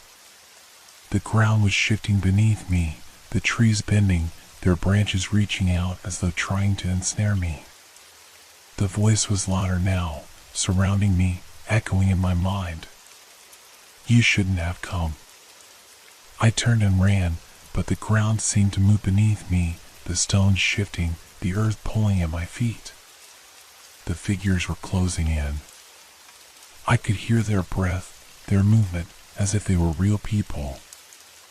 I wasn't sure how I made it out, but I did.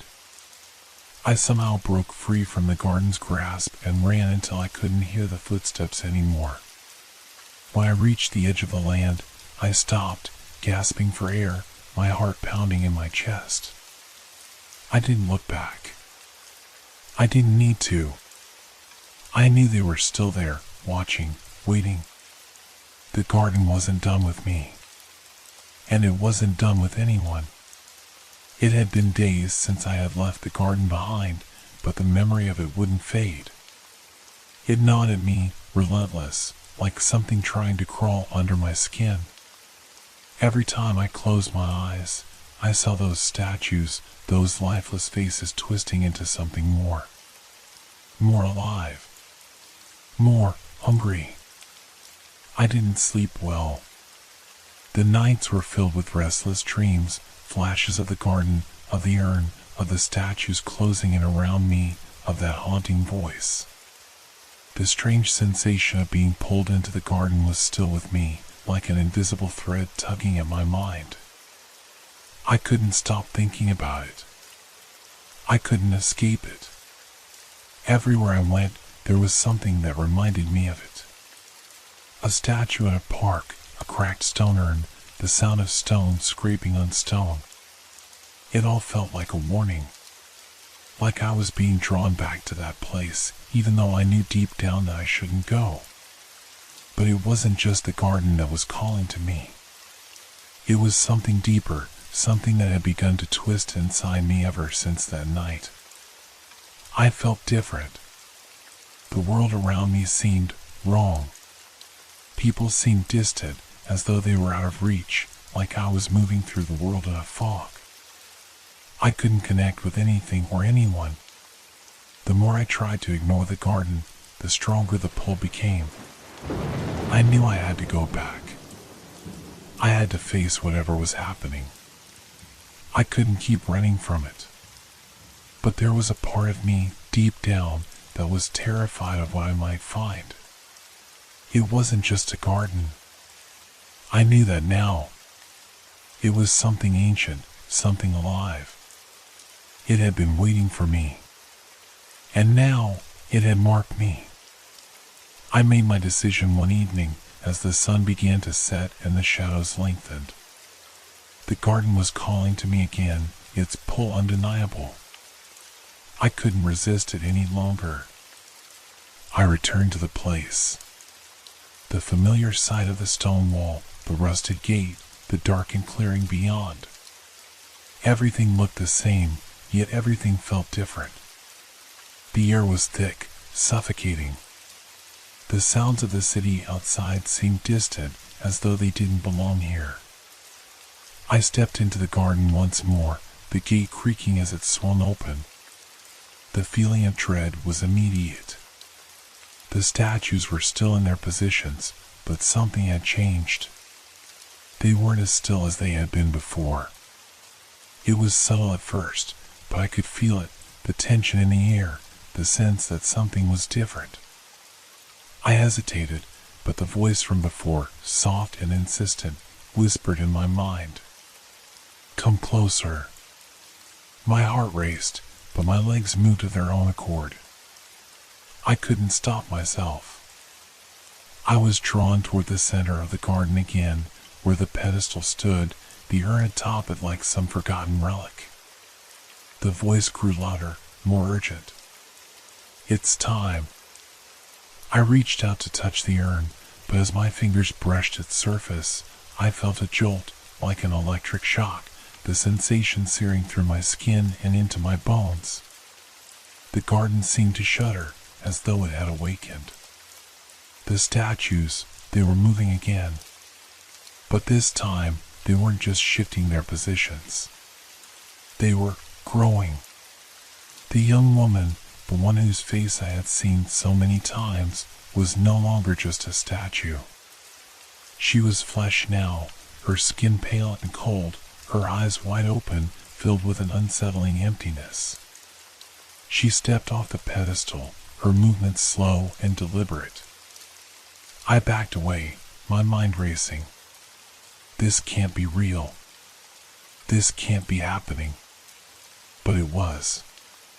The figures around me were moving too, their stone faces now twisted in grotesque expressions. They weren't statues anymore. They were people. People who had once been trapped in stone, waiting to be freed. And now, they were free. The air grew colder. The garden seemed to close in around me, the trees leaning in as if to trap me. The ground beneath my feet shifted, like the earth itself was alive. I heard whispers, faint and broken, swirling around me. You shouldn't have come back. I turned to run, but the garden wouldn't let me go. The statues, now fully alive, closed in around me, their cold eyes watching, their mouths twisted into silent screams. I ran. The air was thick, pressing down on me as I stumbled through the garden, trying to escape. But the path seemed to stretch on forever, and no matter how far I ran, I couldn't escape them. The whispers grew louder, the shadows darker. I couldn't breathe. I couldn't think. The ground beneath my feet seemed to give way, like I was falling, sinking deeper into the earth. And then, I was back. Back in the center of the garden, standing before the urn. The figures were gone, but I could still feel them, feel their eyes on me, their presence lingering in the air. It was as if I had never left. The voice came again, but this time it wasn't a whisper. It was clear. It was here. You are ours now. And with that, everything went black. When I opened my eyes again, everything was different. It wasn't the garden. It wasn't the stone figures. It was. I couldn't tell where I was. The air was still and thick, like it had been trapped for years. I was lying on the ground, cold and damp. I sat up quickly, my heart pounding, my head spinning. I could feel something pressing in on me, something suffocating. The world around me was dark, and yet there was a faint, unnatural glow. I scrambled to my feet, looking around, but there was nothing to see. The air was heavy with the scent of earth, of decay, but there were no sounds. No birds, no wind, no life. Then I heard it. A soft scraping sound, like stone on stone. I froze. The ground beneath me shifted, and in the distance, I could see movement. Figures. Stone figures. But not the same ones from before. These were different. Deformed. Twisted in ways that made my stomach churn. They were moving toward me, their faces locked in silent screams, their hands outstretched, reaching for me. I couldn't breathe. My chest tightened. I turned to run, but the ground shifted again, the earth itself pulling at my feet. It felt like I was sinking into it, like it was trying to pull me down. I struggled, but no matter how hard I tried, I couldn't move. The figures were getting closer. I could hear their footsteps now, heavy and uneven, but still unmistakable. Their eyes were locked on me, and I knew, deep down, that they had been waiting for me to return. And then I realized something. I had never left. This was it. This was the garden. But not the garden I had known. This was something else. Something worse. I reached out, desperate to find something, anything to hold on to. My fingers brushed against a stone, but it wasn't just any stone. It was cold, smooth, and it pulsed with a strange energy. I looked up, and in front of me stood the pedestal. The urn was gone, but in its place was something else, a figure, cloaked in shadows, watching me. I tried to scream, but no sound came out. The figure stepped forward, its eyes glowing like embers, its presence suffocating. "You shouldn't have returned," it said, its voice deep and hollow, as if it was coming from everywhere and nowhere at once. I backed away, my body trembling, but the figure was already there, looming over me. It was like a living shadow, its form shifting, its limbs stretching unnaturally. "You belong here now," it whispered, and its hands reached out, cold and unfeeling. I struggled to pull away, but the ground was holding me. The stone figures were all around me now, their eyes fixed on me, their hands reaching for me. The figure's voice echoed in my mind, louder now, drowning out everything else. "You are ours. Forever." And then I felt it. The cold. The emptiness. It rushed over me like a wave, and I felt myself being pulled down, deeper and deeper into the earth. The last thing I saw was the face of the woman, the one who had been waiting for me. Her eyes were empty now, hollow, but I could see the faintest flicker of something alive, behind them. Then everything went black. I never returned to the world I once knew. The garden is still out there, waiting. And sometimes I can feel it calling to me, pulling me back. But I know better now. I know the price of curiosity and the price of returning.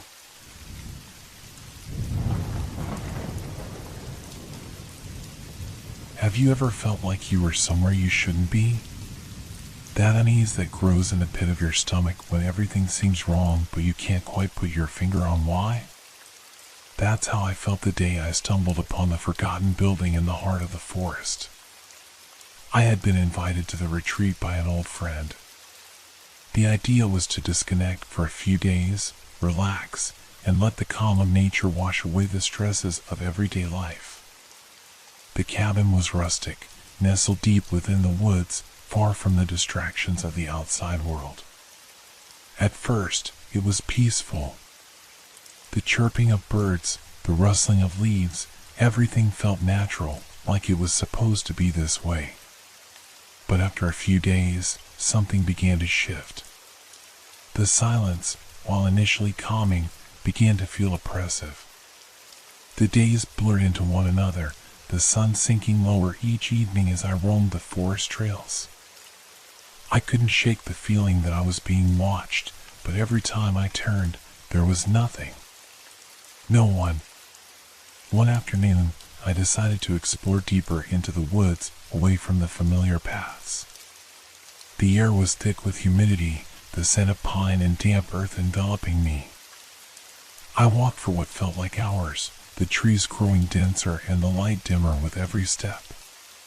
Then, through the trees, I saw it. A building. Old. Forgotten. It seemed out of place, standing alone in the wilderness, its wood rotting and the windows dark. I felt an odd pull towards it, a strange compulsion that I couldn't explain. My heart raced as I approached, my footsteps tentative.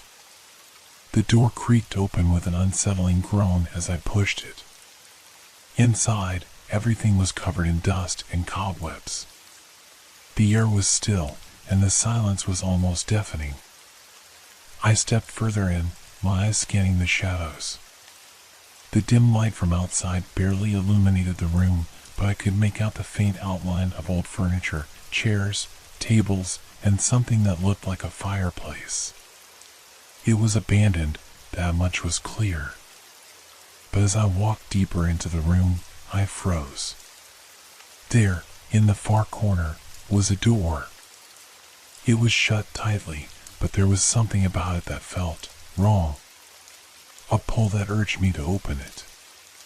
Against my better judgment, I moved toward it. When I touched the handle, a strange chill ran through me. It felt like the air around me had thickened, like the room itself was holding its breath. With a shaky hand, I turned the knob and opened the door. Inside was a room completely dark. The kind of darkness that seemed to absorb light like it was alive. I stepped inside, the hairs on the back of my neck standing on end. My eyes strained to adjust, but there was nothing to see. Just an overwhelming emptiness. Then I felt it. A presence. At first, it was subtle. A faint shift in the air. Then, the feeling grew stronger, like something was moving in the darkness, just out of sight. My heart began to pound in my chest. I wasn't alone in that room. I could sense it, someone was watching me. Suddenly, I felt my foot brush against something. I bent down, my hand searching the floor. My fingers touched something cold and hard. I pulled it closer. A small object, a photograph. The image was faded, but I could make out the shape of a house in the background. In the foreground, a woman. Her face was obscured, but I could tell she was smiling, as if posing for the photo. The unsettling part? The woman looked just like me. A cold shiver ran down my spine as I stood up, the photo still clutched in my hand. I backed away slowly, the darkness pressing in on me like it was alive. As I reached for the door, my breath caught in my throat. There, on the other side of the room, was something moving. A figure. A shadow.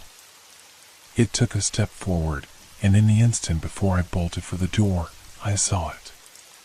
The figure, or rather the shape, seemed to be me. But that wasn't possible. I had never been here before. I rushed out of the room, slamming the door behind me. The feeling of being watched, of being followed, was overwhelming. I stumbled through the hall, back toward the entrance of the building. But as I reached the door, I stopped. The world outside had changed. The forest was no longer the familiar place I had wandered through. The trees were twisted and dark, their branches stretching out like skeletal fingers. The air was thick with fog, and the path that had led me here was now a distant memory, swallowed by the gloom. I turned back to the building, the door now shut tightly. The house was gone. Everything in my mind screamed that I needed to leave, to get away from this place before it consumed me, but I couldn't shake the feeling. That room. The photograph. The shadow that had looked like me. It all felt too familiar, as though I had been here before. But how? Why? And then, in the distance, I heard it, the faintest whisper. A voice, soft and cold, just barely audible over the wind. You've always been here. I couldn't sleep that night. The events of the day had burrowed into my mind like a persistent splinter. I kept replaying the scene in my head, the photograph, the shadow in the dark room, the eerie whisper that followed me as I fled the building. It was as if the forest itself had turned against me, and no matter how much I tried to shake off the feeling, it clung to me. The night air felt heavier than before, as if it were filled with an unspoken presence, something waiting. I pulled the covers up, trying to drown out the sounds of the night. But the wind seemed to push against the windows harder now, rattling them like it was trying to get in. I couldn't shake the sense that I was being hunted. By morning, I decided to leave. I packed my things hastily, the heavy feeling of dread still hanging over me. The retreat was supposed to be a peaceful escape, but now it felt more like a trap, a place that was slowly driving me mad. As I made my way down the worn path back toward the cabin, my mind kept returning to that dark room, to the figure that had looked like me. What did it mean? Had I imagined it? Or was I being drawn into something far darker? By the time I reached the cabin, the fog from the forest had started to lift, but the sense of unease remained thicker than ever. The place, which had once seemed peaceful, now felt suffocating. I grabbed my things and started to pack the car, but as I was loading my suitcase into the trunk, I noticed something strange. The photograph. It was in my hand again. The one I had found in that dark room. But how? I hadn't taken it with me. I hadn't even remembered putting it in my pocket. My breath hitched. The more I thought about it, the more I realized that I didn't remember leaving the building. How had I gotten back to the cabin? I turned quickly, looking toward the cabin's porch, where I thought I had seen something move out of the corner of my eye. But the porch was empty. Just the same empty space, stretching out toward the woods. I wasn't alone. I could feel it. I stepped into the cabin, grabbing my keys and heading straight for the door. The car was parked just down the dirt path, and I wanted nothing more than to drive away from this place, but as I reached the door, it swung open. There, standing in the doorway, was a figure. It wasn't just anyone. It was me. The same face, the same features, only somehow wrong. The eyes were too dark, too hollow. And the smile, it was cold, devoid of warmth. "You can't leave," the figure said, its voice a distorted version of mine. "You're not done yet." I froze, my heart pounding in my chest. "What do you want from me?" I asked, my voice trembling. The figure didn't respond. It just stood there, unmoving, staring at me with those hollow eyes. My body screamed at me to run, but my feet were rooted to the ground, unwilling to obey. Then, slowly, the figure began to move. It stepped forward, and as it did, the world around me seemed to distort. The room blurred, the air became thick with the sound of whispers, whispers I couldn't understand, but that I felt in my bones. The edges of the room twisted, the shadows stretching longer, like dark claws reaching toward me. I stepped back, bumping into the wall. I reached for the door, but it slammed shut on its own. The figure moved closer, and the temperature in the room dropped. I could feel its presence now, as if it were breathing right next to me. I could almost taste its coldness on my tongue. "You belong here," the figure whispered. "This is where you were always meant to be." I couldn't breathe. My head spun, my vision blurring. Panic surged through me. This couldn't be happening. I had to get out. With a burst of adrenaline, I shoved past the figure, running for the door. But just as I reached it, the walls seemed to close in, the air becoming thick and heavy. I turned back, my breath coming in short gasps. The figure stood there, its smile widening, its face shifting in the shadows. And then, just as quickly as it had appeared, it was gone. I stood there, shaking, unsure of what was real. The cabin had returned to its previous stillness, the silence wrapping around me like a heavy blanket. I opened the door and stepped outside, not looking back at the cabin or the woods that now seemed darker, more twisted than before. I didn't know if what had just happened was a dream or some sick trick my mind was playing on me. But something told me it wasn't over. That the forest, the building, that room, none of it was done with me. The figure had said I wasn't done yet. And the longer I stayed in the woods, the more I realized neither was I. I didn't drive far that night. The sense of urgency, of being watched, had me gripping the wheel tighter than necessary. I needed to get away, to leave that place behind, but no matter how fast I drove, the tension in my chest wouldn't loosen. I ended up pulling into a small roadside, and hours later, the only place I could find that wasn't too far from the forest. The dim lights of the sign flickered in the distance, and as I parked, I couldn't shake the feeling that something was following me. Something out there, in the woods, watching from the shadows. The inn was quiet, too quiet. The air felt dense, as if the walls themselves held secrets I wasn't meant to know. I checked in without saying much, the clerk's eyes lingering on me for a moment too long, but I didn't care. I just wanted a bed, somewhere to rest. Somewhere that felt far from the nightmare I had just left behind. When I entered my room, I locked the door behind me and drew the curtain shut. I had learned by now not to trust the stillness of the world around me. As I stood there, the sound of the wind outside picked up, the trees rustling in the distance, like whispers on the edge of hearing. I tried to ignore it, focusing instead on the worn bed, but my mind kept drifting back to that dark room. How could I have been in that place, seen those things, and not remembered it? The figure in the doorway, had it truly been me, or had I imagined it? My heart still raced at the thought of it. The thought of the eyes that weren't mine, the smile that had twisted my own reflection into something unrecognizable.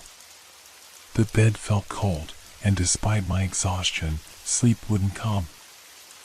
I sat on the edge, staring into the dim room, the silence pressing on me like an unseen weight.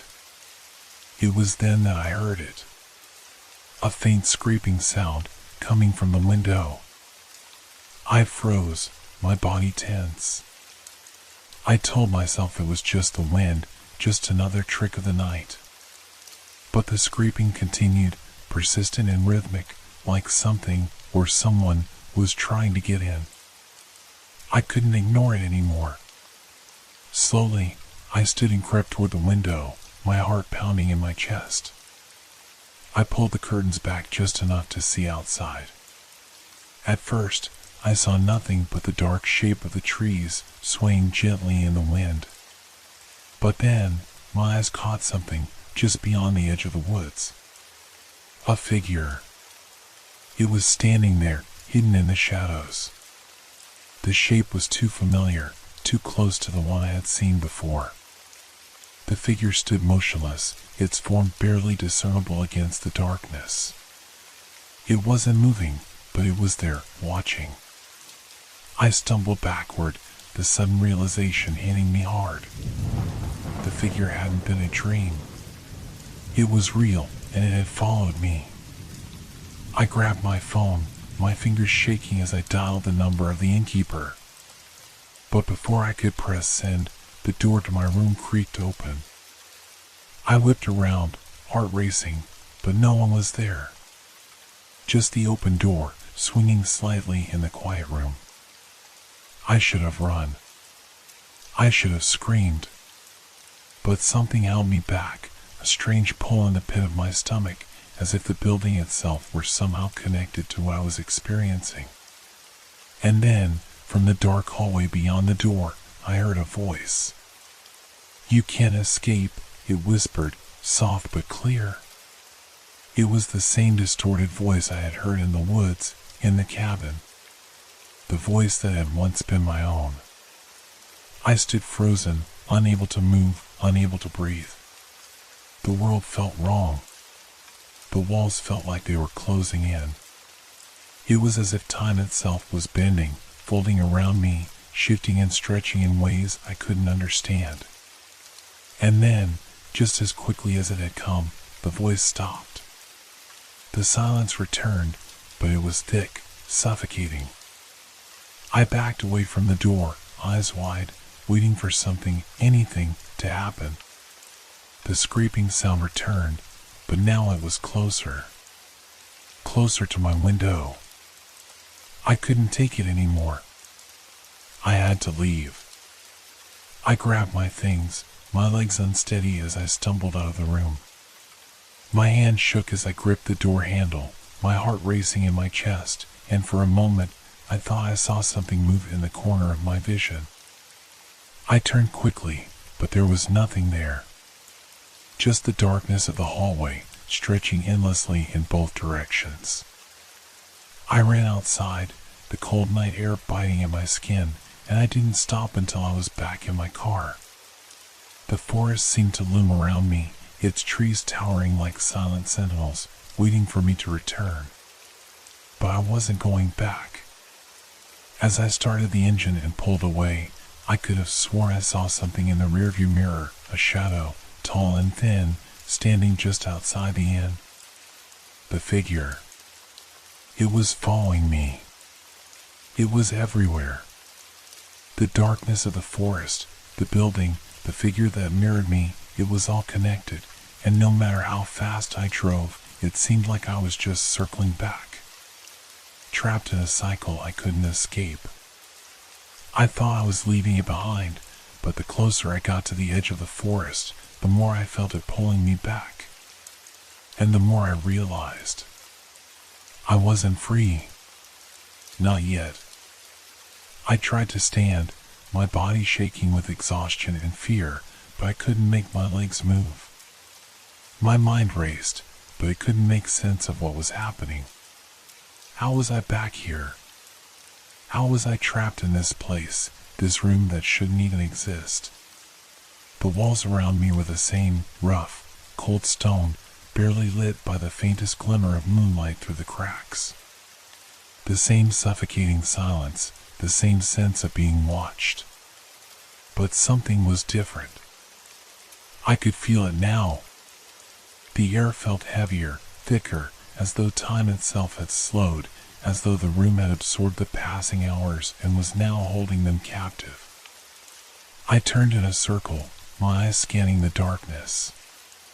And then I saw them. The figures were standing in the corners again, just like before, but they weren't still. They were moving. Slowly, their bodies swaying with an unnatural rhythm, their limbs jerking like puppets on strings. Their faces, no, their features, were indistinct, but I could feel them. I could feel their presence pressing against me, just out of reach, but close enough to send my heart into a frantic race. I wanted to scream, to run, but my feet were rooted to the spot. The room was closing in around me, the walls seeming to inch forward, tightening the space until there was nowhere to go, no escape. And then I heard it. A whisper, soft at first, like a breeze brushing past my ear. But it wasn't the wind. It was a voice. A voice that felt familiar, like something I had heard before, but could never place. "You shouldn't have come here," it murmured, low and almost musical. I gasped, my throat tight. I couldn't move.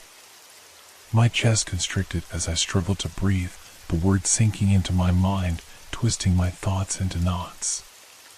Who was it? Who was speaking to me? I turned around, desperate to find the source of the voice, but the figures were gone. The room had emptied. There was only the oppressive silence, and then the flicker. For the briefest moment, the shadows seemed to stretch, bending in strange directions as though they were alive, like they were trying to escape the confines of the room. A figure appeared in the center of the room, more distinct than the others, standing taller, its outline clearer. I couldn't see its face, but I knew it was watching me. "You've been here before," the voice said again, this time much clearer.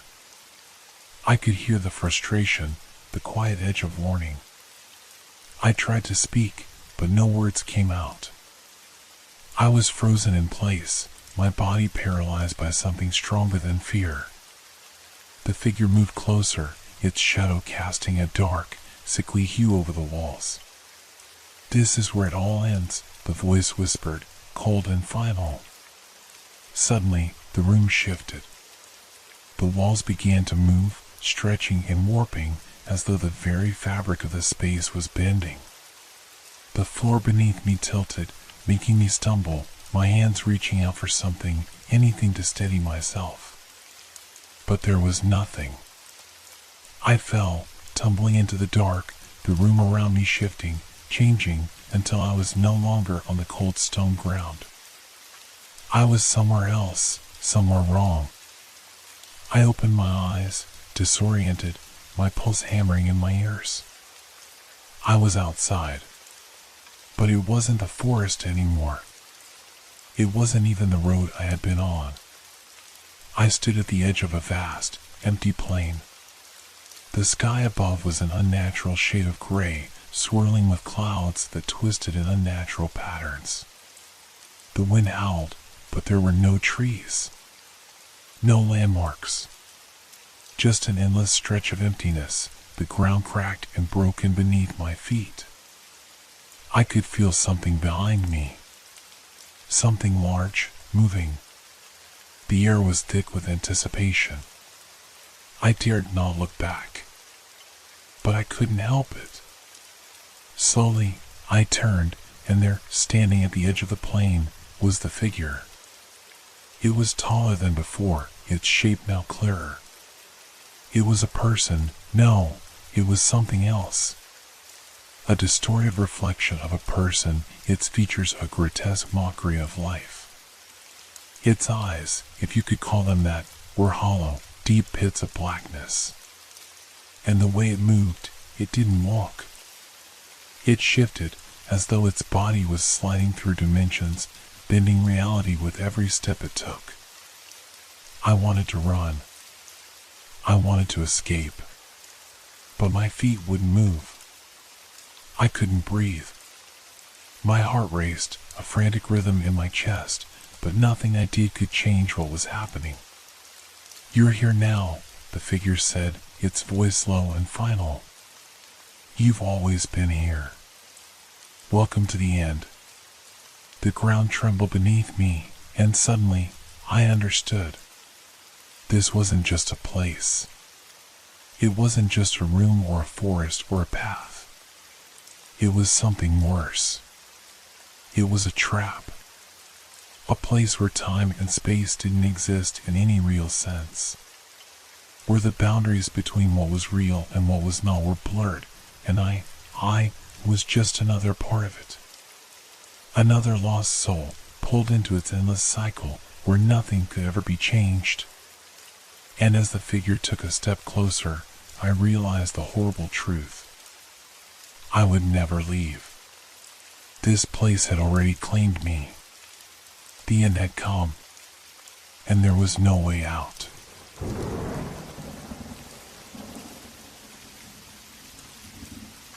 It started on Wednesday, late at night. I had just finished a long day at work, and the quiet of my apartment was all I needed to unwind. I sank into the couch, grabbed my phone, and started scrolling through my messages. That's when it happened. A call from an unknown number. I stared at the screen, the numbers flashing back at me, unfamiliar, unsettling. The phone rang twice more before I reluctantly pressed the green button. "Hello?" There was nothing. No voice. Just silence. A deep, suffocating silence. I waited, expecting to hear something, anything, a breath, a whisper, maybe even static. But nothing came. It felt like I was speaking into the void. After a few moments, I hung up. I checked the number again, wondering if I had missed something, anything that could explain it. But no, nothing. Just a random, empty call. I shrugged it off, telling myself that it was probably a wrong number or a telemarketer, and went back to scrolling through my phone. But as I started to relax again, the phone rang once more. This time, my stomach tightened. I stared at the screen. Same number. Same unknown, eerie combination of digits. My hand hovered over the phone, uncertain. I was already on edge. Something about this felt wrong. "Hello?" I said, a little sharper this time. Silence. Then, in the quiet, I thought I heard something. It was faint, like a breath, soft, barely audible. But it wasn't just a breath. It was the sound of something else. A subtle shift, a movement. And in that moment, I realized something terrifying. It was coming from behind me. I didn't dare turn around. The feeling grew, an unease that gnawed at the back of my neck. Something was there. Something I couldn't see. Something in the shadows. I could feel the presence, a weight in the room that hadn't been there moments before. The temperature in the apartment seemed to drop, the air thick and heavy, pressing in on me. The silence felt alive, like it was closing in. I held the phone tighter, waiting for something to break the tension. Maybe the person on the other end would finally speak, but no. Nothing. Only the sound of my own breath, the rustle of my clothing, and the cold, oppressive silence. Then, I noticed it. My reflection in the mirror across the room. It wasn't moving the way it should have been. It was different. At first, I thought it was just my mind playing tricks on me. But the longer I looked, the clearer it became. I saw myself standing still, holding the phone to my ear, but there was something wrong. My reflection was distorted, my face contorted with a grimace that wasn't mine.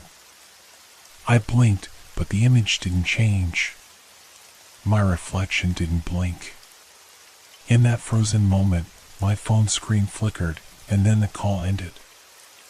I dropped the phone on the couch, my heart pounding. I stared at the reflection in the mirror, my mind racing. What had just happened? What was that? I turned quickly, hoping it was just my imagination, but the room was empty. The shadows were still, the air heavy. Everything was in its place. Except for the mirror. It felt as though I was staring at something that wasn't quite right. As though the reflection wasn't truly mine. The feeling lingered. The unease crawled under my skin and settled deep in my bones. I had never been so unsettled by something so ordinary. A phone call. A reflection. It shouldn't have mattered. But it did. Something was wrong, and I couldn't shake the feeling that it was just beginning. My phone buzzed again. This time, the number was blocked. I didn't want to answer, but the curiosity gnawed at me. I picked it up. "Hello?" I said, my voice shaking. Silence. Then, that same, distant breath. I didn't look at the mirror this time. I couldn't bring myself to. But I knew something was there, something in the room with me. It wasn't the phone. It wasn't the reflection. It was something else. Something waiting. And I was not alone. The phone call ended, but the room didn't feel empty anymore. The air was charged with something I couldn't understand, something I didn't want to understand. And I knew then that this was just the beginning. Something had started, and I had no idea how to stop it. But I would have to find out. Because this wasn't just a phone call. It was something else entirely. The next morning, I woke up feeling as if I hadn't slept at all. My head was foggy, my body tense, and the feeling of unease clung to me like a shadow. I tried to shake it off, telling myself it was just the stress from work, or maybe I was overthinking it all. It was nothing, right? But when I reached for my phone, the unsettling sense of dread came flooding back. The screen was cracked, just slightly, as if something had pressed into it with force. I didn't remember it being like that the night before. I checked the missed calls. Just one. The same unknown number. My stomach churned. It was as if the call had left an imprint on me, one I couldn't wash away. I tried to ignore it. I had things to do, work to get to. I grabbed a quick breakfast, tried to focus on the mundane tasks of the day, but my mind kept drifting back to that moment, the reflection that wasn't mine, the breath that wasn't human, the silence that felt too alive. I convinced myself I was just tired, that I was being irrational. People get weird calls all the time. But this wasn't just a weird call. It was something else. Something I couldn't quite place. Later that evening, when I finally returned home, I found myself hesitating at the door. The apartment felt too quiet, too empty. I locked the door behind me, not that it would do much good if whatever was haunting me had some other way in. I threw my bag on the couch and reached for my phone, but before I could pick it up, I heard it again. A ring. Not just any ring. The same one. My heart skipped a beat. I grabbed the phone so fast my fingers fumbled. The screen showed the unknown number again. I almost didn't want to pick it up, but I had to. It was driving me mad, this compulsion to know. I pressed the green button, holding my breath. Hello? The silence hung there, thick, heavy. But this time, something was different. There was a sound, a soft scraping, almost imperceptible at first. It wasn't in the phone. It was coming from inside my apartment. I slowly glanced around the room, my pulse pounding in my ears. The sound was faint at first, like something moving across the floor. Something where someone was in my apartment. But there was no one here. I was sure of it. The scraping stopped. Then I heard a sound that made my blood run cold. A whisper. It wasn't from the phone, I could tell. It was close, very close. It was as though someone was standing just behind me, their breath brushing against my ear. I froze. Hello? I whispered, my voice barely audible. No response. Then the whisper came again. But this time, it was louder. Clearer. You shouldn't have answered. My heart stopped. The voice was cold, detached, almost mechanical in its tone. It sent a chill down my spine. It wasn't just a voice. It was a presence. I spun around, my eyes frantically scanning the room. There was nothing. Only the dim light of the lamp, casting long shadows on the walls. The whisper faded, and the phone call abruptly ended. I stood there for a moment, staring at the screen. I had no words. My thoughts were jumbled, my head spinning. I couldn't explain it. I couldn't make sense of it. I glanced around the room once more, the same uneasy feeling creeping back into my chest. The room seemed off. Something was out of place, but I couldn't quite put my finger on it. And then I saw it. The mirror. My reflection was not the same as it had been just moments before. It was subtle at first, just a slight shift in my posture. But when I looked closer, I realized the truth. My reflection was smiling. I wasn't. My stomach twisted. I stepped back, my pulse racing. My hand trembled as I reached for the mirror, but when I touched the glass, it was cold. Colder than it should have been. My fingers slid against it, and for a split second, I thought I felt something move beneath my skin. Something that wasn't my own. I ripped my hand away and stumbled back, my breath coming in short gasps. The phone buzzed again. The unknown number. I couldn't take it anymore. I couldn't handle this thing that was reaching into my life, dragging me into something I didn't understand. I ignored the call, but as I set the phone down, the room seemed to close in on me. The air felt thicker, harder to breathe. I glanced back at the mirror, but my reflection was still there, grinning. I was sure I wasn't imagining it. And the worst part? I knew it wasn't going to stop. Whatever this was, it was coming for me. It had already begun. I was trapped. That night, sleep didn't come easily.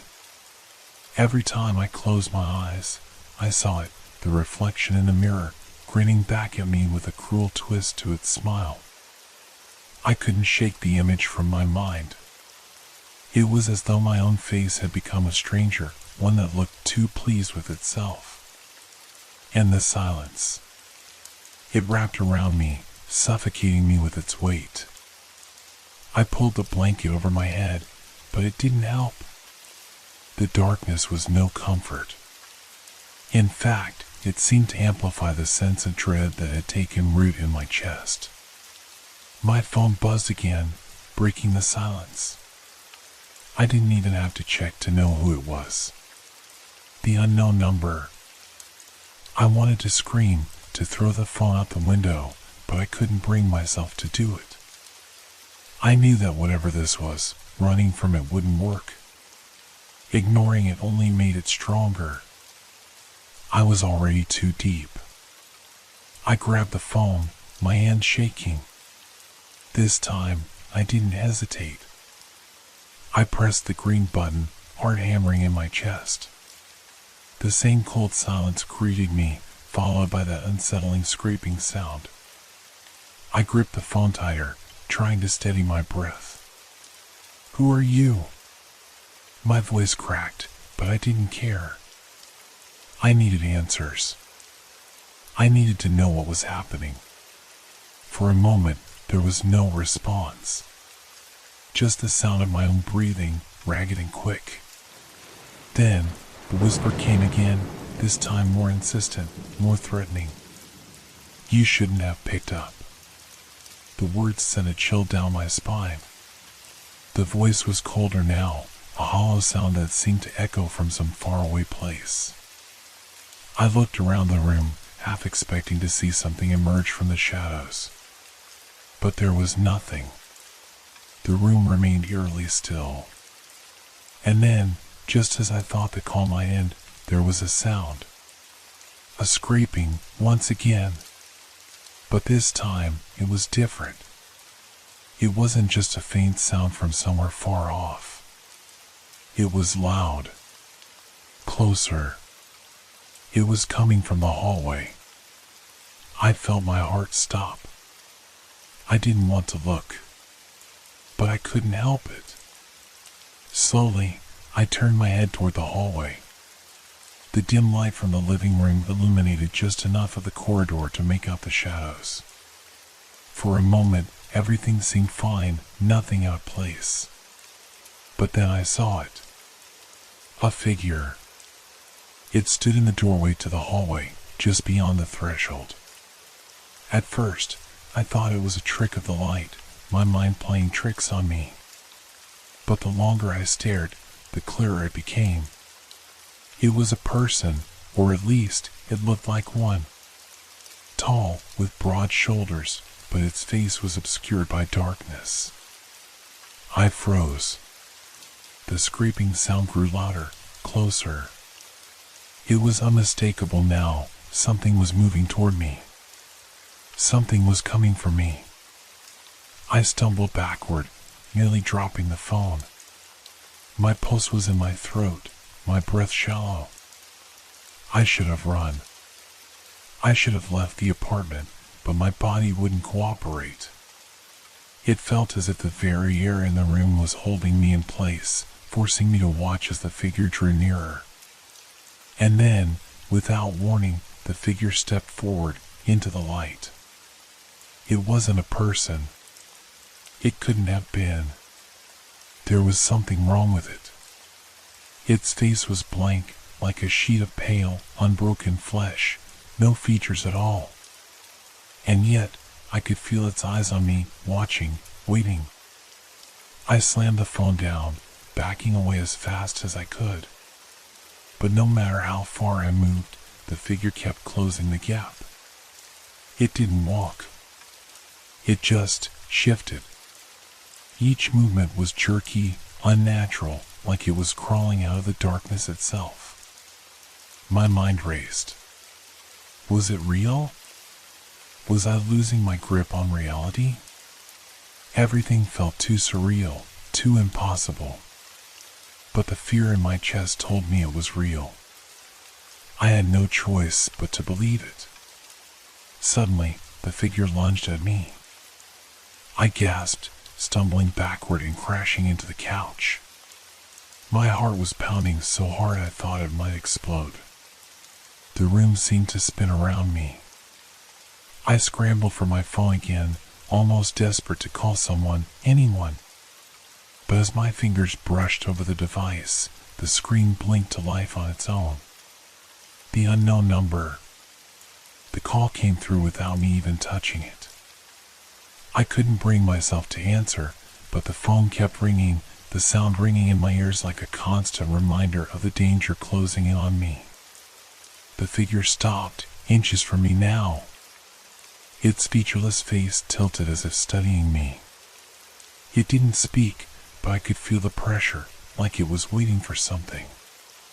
In a desperate, instinctual move, I lunged forward and grabbed the phone. I didn't care what it took. I just needed to break the silence. I needed to know what was happening. I pressed it to my ear, my breath coming in ragged gasps. And then I heard it. A voice. A voice I knew all too well. I told you to stop. It was me. It was my voice. But it wasn't me. It wasn't the me I knew. My reflection was smiling in the mirror. I couldn't breathe. My hands trembled as I held the phone to my ear, my mind screaming in panic. That voice, my voice, but distorted, cold. It was like hearing an echo of myself, twisted and hollow, speaking words that weren't mine to say. I dropped the phone, but it kept ringing, its shrill tone reverberating in my skull. The figure in the hallway remained motionless, watching me with its empty, faceless gaze. And the reflection, my reflection, still grinning at me from the mirror across the room. The world seemed to warp around me. The edges of my vision blurred, and all I could focus on was that smile. It wasn't a smile of amusement, but one of knowing. Like it was mocking me, reveling in my terror. I wanted to scream, to flee, but my body refused to obey. My phone continued to ring, its incessant buzzing a cruel reminder of the call I had just answered. The voice, my voice, still echoed in my head, even as the ringing intensified, growing louder and louder until it drowned out everything else. Stop it, stop it, stop it. The voice in my head screamed, but nothing changed. I couldn't move, couldn't look away from the mirror. My reflection, it was changing. Slowly, the grin widened, stretching unnaturally until it looked like it was about to break my reflection's face in half. I felt a pang of horror deep inside me, as if the very fabric of my reality was beginning to unravel. It wasn't just a reflection anymore. It was something more. Something alive. The figure in the hallway shifted. It was closer now, impossibly close, its body flickering in and out of existence like some warped shadow. The air grew colder, and I could see my breath forming small clouds in the dim light. But the figure didn't move, it just watched. I had to get out. But where could I go? The hallway seemed endless, stretching on forever. I had no way of knowing where the door led, or if there was even a way out anymore. I staggered to my feet, my legs weak, and I backed toward the door. But as I turned to run, I froze in place. The reflection in the mirror was moving. It was stepping out of the frame. I couldn't process what I was seeing. It was impossible, unreal. But I could see it. The reflection was no longer confined to the glass. It stepped forward, its movements jerky and unnatural, like a puppet controlled by unseen strings. And then, just as it crossed the threshold of the mirror, its grin turned into something far worse. A twisted, gaping mouth, dark as the void itself, opened wide as it reached out toward me. I couldn't scream. I couldn't move. My mind was trapped in a whirlwind of confusion and terror, unable to comprehend what was happening. And then, the phone rang again. It wasn't from the unknown number this time. It was from me. My own phone number flashed on the screen. I didn't answer. I couldn't answer. The reflection was almost on top of me now, its mouth widening further, its fingers stretching toward me. The moment I made eye contact with it, I felt the cold grip of something that wasn't my own reflection, seize hold of my mind. It invaded my thoughts, suffocating me with its presence. The reflection's eyes weren't eyes at all. They were black, endless pits that seemed to absorb all light around them. In that moment, I understood the truth. The figure in the hallway, the mirror, they weren't separate. They were two halves of the same thing. A trap. A maze designed to confuse and distort.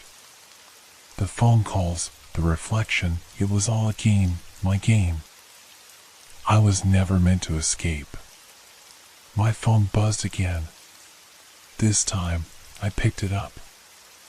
I told you, the voice on the other end said, this time dripping with malice. You're mine now. I wanted to throw the phone across the room, but it was too late. The mirror had crossed the threshold. The reflection stood before me, its smile now fully split across its face like some grotesque rift. And as the reflection reached out with its cold, lifeless hands, I understood the terrible truth. There was no escape. Not from it. Not from myself. And as the dark hands closed around me, everything went black. I awoke, but not in the way I expected. It wasn't the familiar warmth of my bed or the soft morning light creeping through the window. No, this was cold, suffocatingly so. I felt the sharp sting of the air against my skin, like I was submerged in a freezing fog. The first thing I noticed was the silence. The ringing, the phone calls, the distorted voice, it was all gone. But the silence was wrong. It was an emptiness, a void that stretched on forever, pressing in from all sides. I couldn't hear anything. No rustling leaves, no distant hum of traffic, nothing. Just nothing. I tried to move, but my limbs felt heavy, as if they were submerged in thick mud. My heart raced, and my breath came in shallow gasps. Panic clawed at my chest, but I forced myself to focus. I had to get up. I had to get out. When I finally managed to open my eyes fully, I was no longer in my home or anywhere that was familiar. I was standing in a dimly lit room, its walls black and smooth like polished stone. I could see nothing outside the small radius of light that surrounded me. My feet were bare, and the floor was slick with something cold and wet. I reached out, but my hand touched only more stone. My fingers scraped against it, and I could feel the vibrations of a faint hum deep within. It was the kind of hum that vibrated in your bones, the kind that made everything around you feel like it was alive, pulsating with energy. And then, I heard it. The ringing. It started as a distant sound, soft and subtle, but it grew louder until it was all I could hear.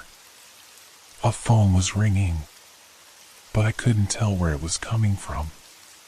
It was all around me, echoing off the walls, coming from nowhere, everywhere. I couldn't escape it. I looked down at my hand, and to my horror, I saw my phone clenched in my trembling fingers. It wasn't just ringing, it was alive.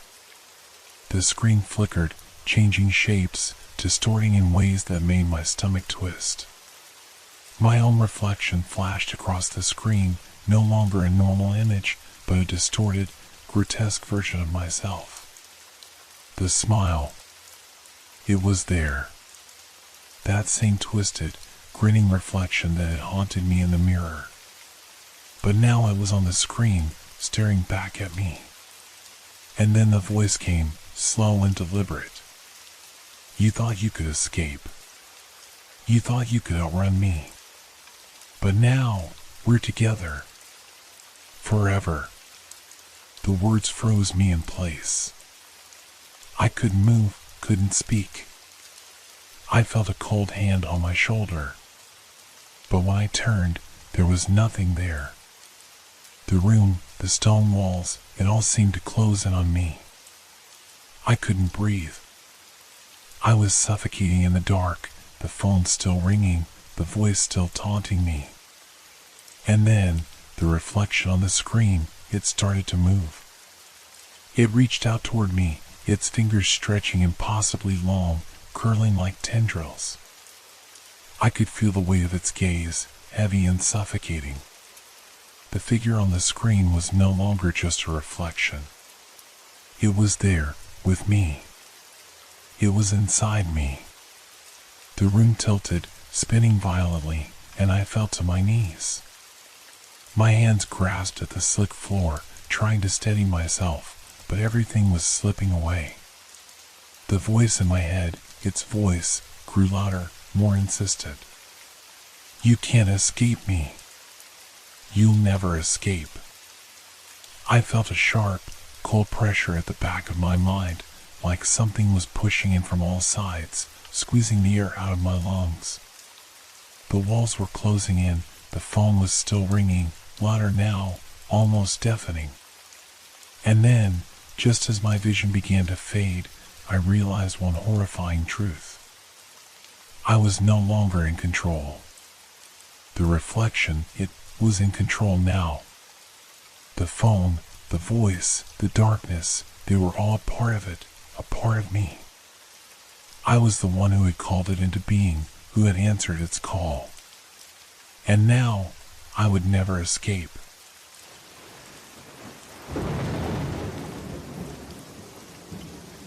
It began with a simple purchase. A small, seemingly unremarkable painting that I found at a flea market on a lazy Sunday afternoon. It was framed in dark wood, the edges worn by time, the glass slightly fogged. The image depicted a desolate, old house standing alone in a field with nothing but a few bare trees scattered around. It was the kind of scene you'd expect to see in a forgotten corner of a gallery, old, dreary, and untouched by the world. At first, I thought little of it. I had been searching for something to hang on my wall, and the price was too good to pass up. The house in the painting seemed to speak to me in some strange way. It was lonely, empty, like me. The first night after I hung it in my living room, I was unable to sleep. Strange, I thought, as I usually fell asleep easily. But this time, my mind wouldn't quiet. Every time I closed my eyes, I saw the house in the painting looming in the darkness of my mind. The second night, it was worse. The painting seemed to shift. I didn't know if it was the angle of the light or just my imagination, but the house seemed less empty. The windows, which were initially painted shut, now looked slightly ajar. The doors, once closed, now appeared to have a faint crack running through them. I stared at it for a long time, feeling an eerie sense of something lurking just beyond the canvas. The third night, the first sound came. It was faint at first, just a whisper, like the rustling of paper or the soft creak of wood. I dismissed it as the house settling, the usual creaks and groans that old homes make. But then it came again, more distinct this time. The sound of footsteps, slow and deliberate, walking across the floorboards of the house and the painting. The sound was so real, so close, that I could have sworn it was coming from behind me. I spun around, but the room was empty. Only the soft flicker of the candlelight reflected off the glass of the frame. But when I looked back at the painting, something was different. The house, what had once been a barren shell, was now more defined. The windows were fully open, and through them I could see shadows moving inside. There was something in that house, something I couldn't quite make out, but it felt alive. I shook my head, trying to dismiss the thoughts running through my mind. It had to be my imagination. After all, I had just bought the painting. It was new, wasn't it? The fourth night, the sound returned, louder this time. It was unmistakable. The footsteps. A door creaked open in the painting, and for the first time, I noticed the faint outlines of figures standing in the dark corners of the house. They were tall and thin, their faces hidden in the shadows. They didn't move, but I knew they were watching me. I couldn't tear my eyes away from the painting, even as a sense of dread slowly crept up my spine. The figures were still there, standing motionless, their presence overwhelming in its silence. And then, just as I was about to turn away, something else appeared just outside the house. A figure, small and hunched, emerged from the doorway. It was a woman, her face obscured by a long veil of black hair, her form distorted and unnatural. She slowly raised her hand, pointing directly at me. I felt a shiver run through me. I wanted to look away, to dismiss it as another trick of my mind, but I couldn't. It was as if the painting had locked me in place, its gaze pulling me in. The footsteps grew louder, closer, until they were so real I could almost feel the floor vibrate beneath me. That night, I didn't sleep. I sat in my chair, eyes glued to the painting, watching as the figures inside the house began to move. The woman with the black hair stepped forward, followed by another figure, a man, tall and broad-shouldered, his face twisted in an expression of torment. And as they walked closer, I could see it clearly now. The house was changing. More windows appeared, and the rooms became more detailed. The shadows moved in the corners, growing into full shapes, and soon the house was no longer empty. It was full. The figures in the house were no longer just shadows, they had substance. I could see their clothes, their faces, and their eyes staring out at me with an intensity that felt all too real. The house had become a prison, and I was its prisoner. And then, as I looked at the canvas, I realized the horror of it all. This house wasn't just a painting. It was alive. And it was waiting for me. The next day, I tried to convince myself that it was nothing, just a trick of the mind. But deep down, I knew it wasn't. I could feel it in my bones, a constant, creeping unease that gnawed at the back of my mind. The painting was alive. There was no denying it now. I decided to cover it with a cloth. I needed some peace, a break from the endless movement of the shadows in that house. As I draped the fabric over the frame, the silence in the room deepened. The air felt thicker, as if the house and the painting resented the obstruction. That night, I couldn't bring myself to remove the cloth. Instead, I sat in the dim light of my living room, trying to distract myself. But my eyes kept darting back to the covered painting. It felt wrong, like I was keeping something imprisoned, something that didn't want to be hidden away. The house was still there, waiting for me to acknowledge it again. Around midnight, I finally gave in. The compulsion to look at it was too strong. I walked over to the cloth and pulled it away, revealing the canvas once more. The change was immediate. The house had grown. The walls expanded, the windows multiplying until the entire structure seemed to stretch across the frame. What had once been a simple cottage now looked like an imposing mansion looming with an unnatural presence. The figures inside had moved closer. Their faces were clearer now, terrifying in their stillness. The man with the tortured expression was staring directly at me, his eyes wide and unblinking. His mouth was open as if trying to speak, but no sound came from the painting. I froze. The air felt cold, almost suffocating. The footsteps, those quiet, haunting steps, had stopped, replaced by a low, rumbling sound like distant thunder. It was as if the house itself was breathing. I could feel the pulse of something alive and watching me. Then, a voice.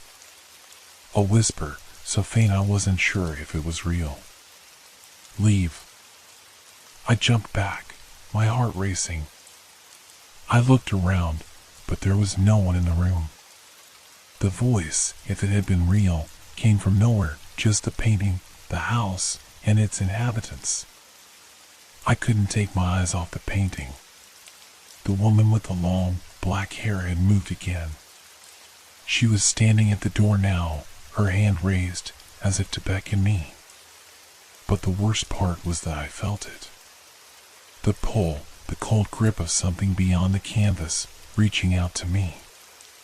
My legs were trembling as I stepped closer to the painting, my hand hovering over the surface, as if I were drawn to it.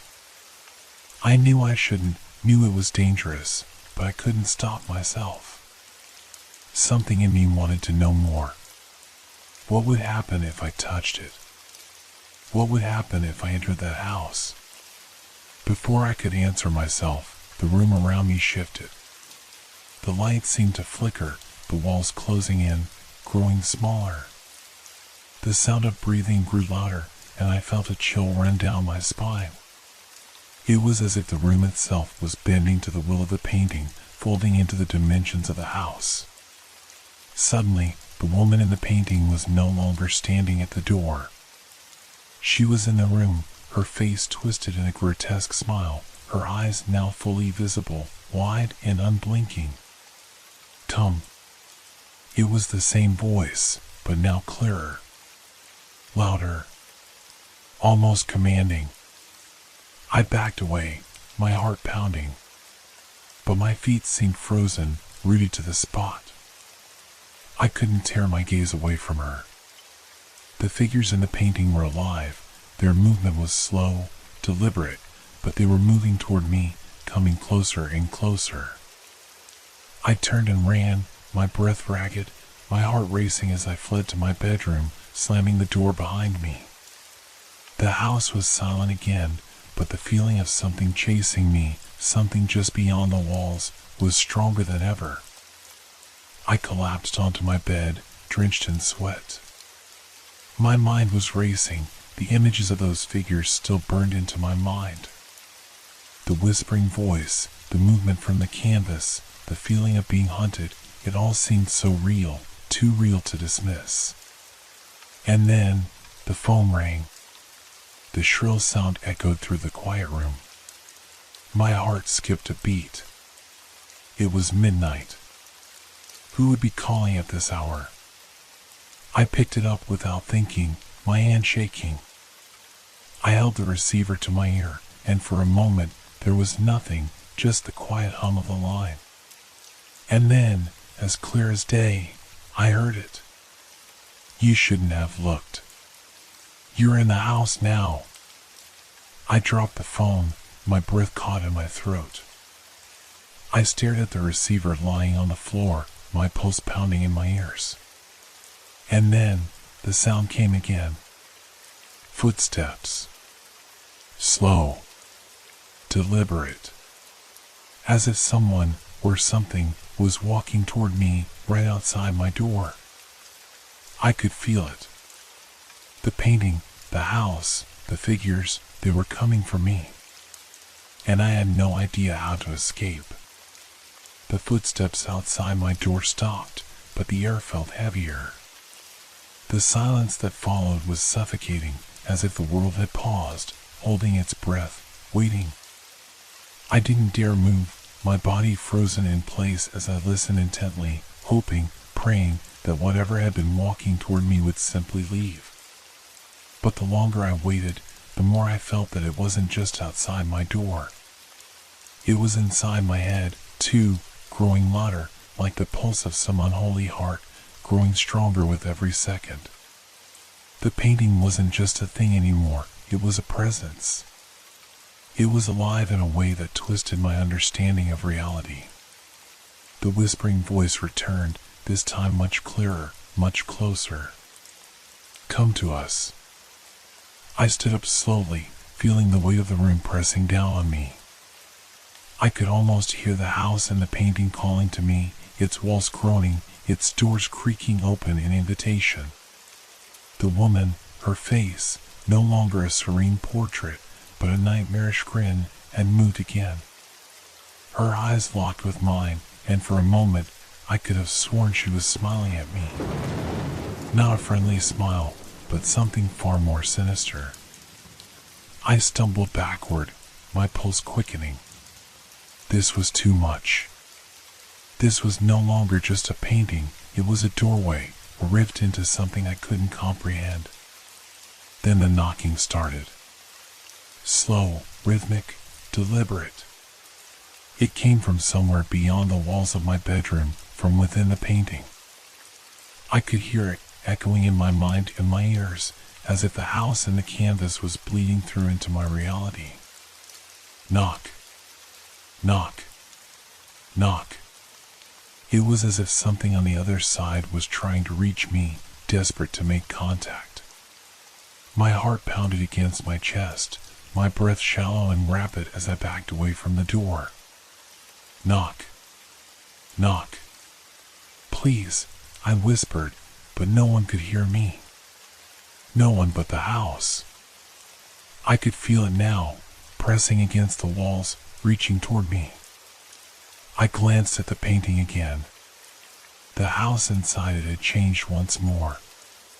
The windows were wide open now, the door ajar, and through it, I could see figures moving. People, no, things, shadowy, indistinct, but they were there, watching. They didn't move like humans, but they were moving, circling, waiting for something. Waiting for me. I could no longer ignore the truth. Whatever force was inside that painting, it wasn't going to let me go. It wanted me, had always wanted me. The phone call, the footsteps, the way the house seemed to shift with each passing day, it was all connected. With trembling hands, I grabbed the phone again, desperate to call someone, anyone. But as I dialed, the line was dead. No signal. No voice. Just silence. The knocking outside the door grew louder. It wasn't a knock anymore, it was banging, pounding, as though something was trying to break through. Bang. Bang. Bang. And then the door itself began to rattle violently. I spun around, my eyes darting to the painting once more. The house inside it was no longer just a mansion, it had grown, expanded, and now it seemed to be reaching toward me. The walls were stretching, the door growing wider, as if the painting itself was trying to pull me in. I wanted to run, but my legs wouldn't move. My mind screamed for me to escape, but I couldn't tear my eyes away from the scene unfolding before me. The woman in the painting was standing right at the threshold of the door now, her outstretched hand beckoning me forward, her lips curling into that haunting smile. Come, she whispered again, her voice louder, sharper. And then, a low growl. A deep, rumbling sound, like the earth itself was being torn apart. The walls in the room seemed to distort, twisting and bending with unnatural force, and the cold air grew colder. I felt a presence behind me, pressing close, suffocating. A shadow crept across the floor, and then I saw it. A figure in the doorway, no longer part of the painting, but something flesh and blood, stepping into my room. It was tall, its face obscured by a hood, but I could see its hands, pale and bony, reaching toward me. I stumbled back, but my feet tangled in the sheets, sending me crashing to the floor. The figure took a step closer, its breath ragged, as if it had just emerged from some dark place I couldn't comprehend. Then, the voice again, right next to my ear, colder than ice. "You belong here now." I couldn't breathe. My mind spun, thoughts dissolving into nothing as I felt myself drawn toward the figure, toward the house and the painting, as if it was pulling me through the very air. I struggled, desperate to break free, but it was no use. The force, whatever it was too strong. My body was no longer mine. The shadows were closing in, the walls of my room and the walls of the house and the painting blurring together until they became one. I couldn't tell where I ended and the house began. And then, with a final, heart-stopping lurch, I was pulled inside. It felt like falling, only there was no ground, no sense of up or down. Just a deep, endless pulling. I tried to scream, but my voice was swallowed by the void, devoured by the darkness that consumed everything. Then, suddenly, everything stopped. I gasped for air, my lungs burning as if I had been underwater for too long. My senses returned in fragmented pieces, one after the other. First, the sound, the unmistakable creak of wood, the soft shuffle of footsteps on the floor. Then the cold, the bitter chill that pressed against my skin, making every inch of me tremble. I was no longer in my room. The air was thick, damp, the smell of must and decay heavy in my nostrils. The walls around me were ancient, covered in peeling wallpaper that seemed to ripple with movement, like the walls themselves were alive. The house, it was no longer just a picture. It had become a real, physical space. But it was wrong. I staggered to my feet, disoriented. The floor beneath me was uneven, warped, as though it had been constructed without care. I looked around, trying to make sense of my surroundings. The house was dark, lit only by the flickering glow of dim, uncertain light. The shadows in the corners twisted unnaturally, as if they were alive, moving with purpose. A low creak echoed through the house, and I froze. Someone was here. I turned slowly, and there, standing at the end of a narrow hallway, was the woman from the painting. Her face was twisted, her smile grotesque, but her eyes were different now. They glowed with a faint, eerie light, like two twin lanterns in the dark. She didn't move, just stood there, watching me. I wanted to run, to scream, but my legs wouldn't cooperate. It felt as if the house itself had its claws in me, holding me in place. The woman stepped forward, her movements slow and deliberate. With every step she took, the air around me grew colder, denser. The room seemed to shift, the walls stretching as though they were closing in. "Welcome," she whispered, her voice sweet and sickening all at once. "We've been waiting for you." My heart pounded in my chest, but blood rushing to my ears. I tried to take a step back, but I couldn't. It felt like the house was pushing me forward, as if it had decided for me. Suddenly, the house groaned. A loud, guttural sound, deep from the very foundations. I heard the creak of a door opening behind me, and before I could react, something cold, slimy, and heavy wrapped around my ankle, yanking me off balance. I hit the floor hard, my head spinning. Something dragged me across the room. I tried to scream, to fight, but my voice was lost, swallowed by the house. My body felt like it was being pulled apart. The walls seemed to breathe, pushing and pulling in rhythm with my panic. And then, I saw it. The door at the end of the hallway, its frame was blackened, distorted, as if it had been there for centuries, but the glow behind it was bright. A fierce light, unnatural and unsettling. And standing in front of it, a shadowed figure, tall and gaunt, was waiting. The woman's voice echoed again, and I realized she was no longer standing at the end of the hallway. She was right behind me, her breath cold against my neck. "Come," she said softly, her tone dripping with something I couldn't quite place, hunger, malice, maybe even pity. "It's your turn now." I gasped and jerked free from the cold grip that held me. My body felt heavy, like I was moving through thick mud, but I managed to stumble to my feet. My eyes locked onto the door at the end of the hallway. It was the only way out. But as I took a step forward, the room seemed to shift again. The door closed. It wasn't just a simple door anymore. The walls themselves had closed around it, sealing it off. The house was fighting me, pushing back. I turned back to face the woman, but she was no longer alone. The figures from the painting, those shadowy, indistinct figures, were beginning to materialize behind her. Their faces were twisted, their forms shifting in unnatural ways, like they didn't belong in this world.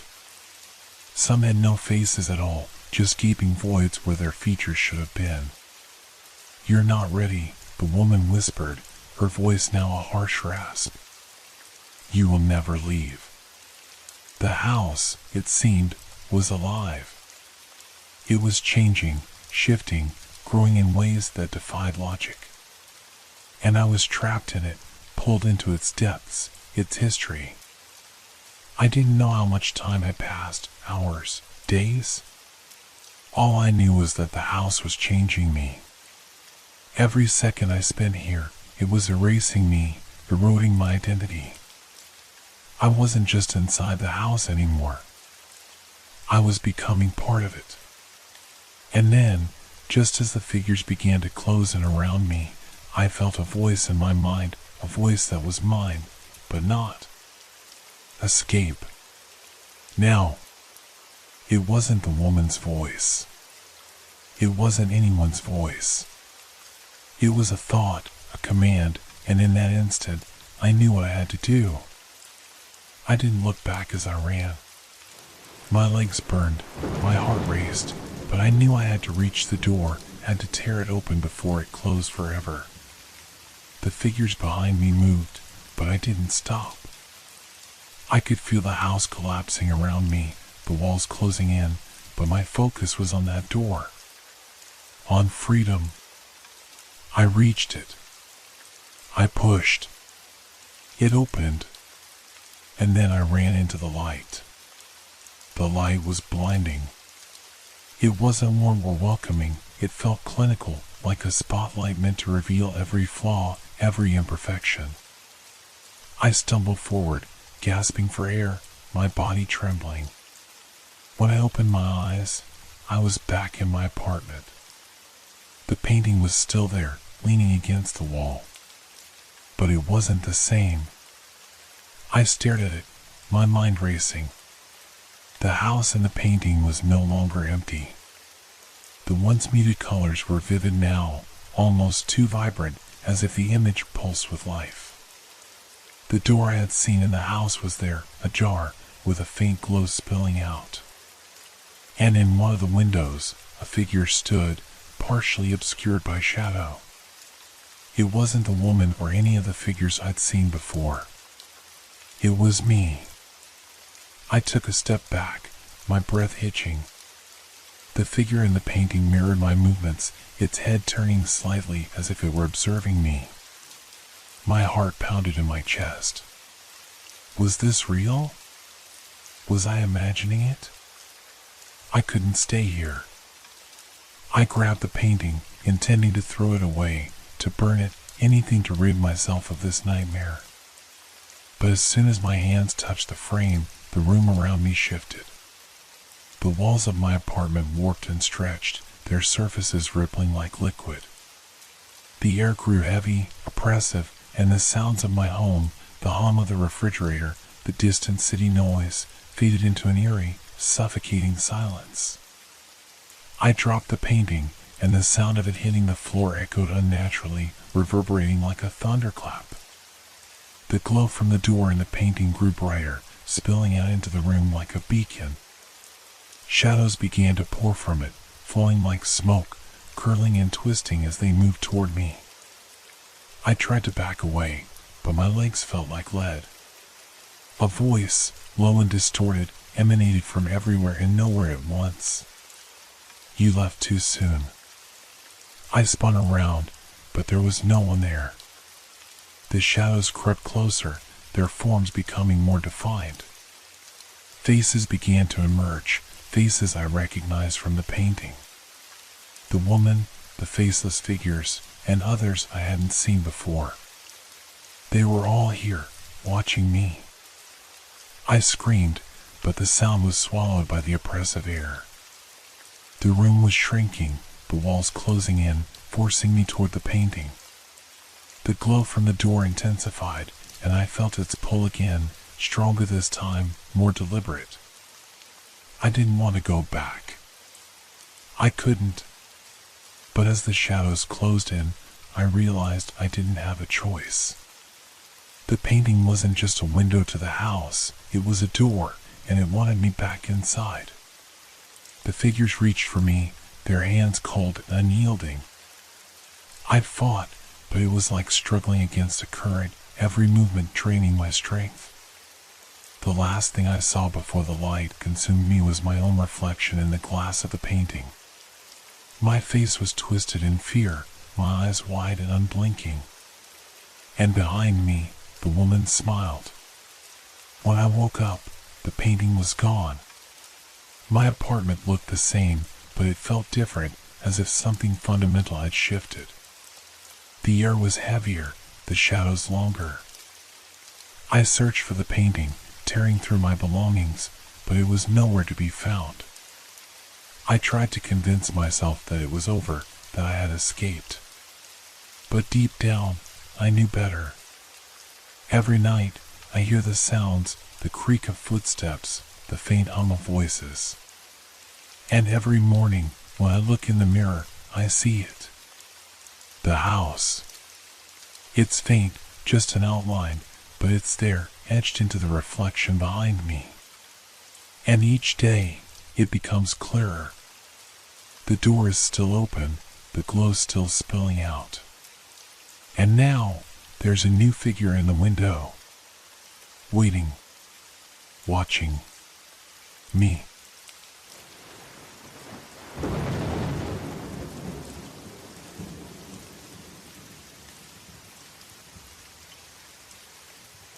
This has been a long, dark journey through the night with Whisper Crowley.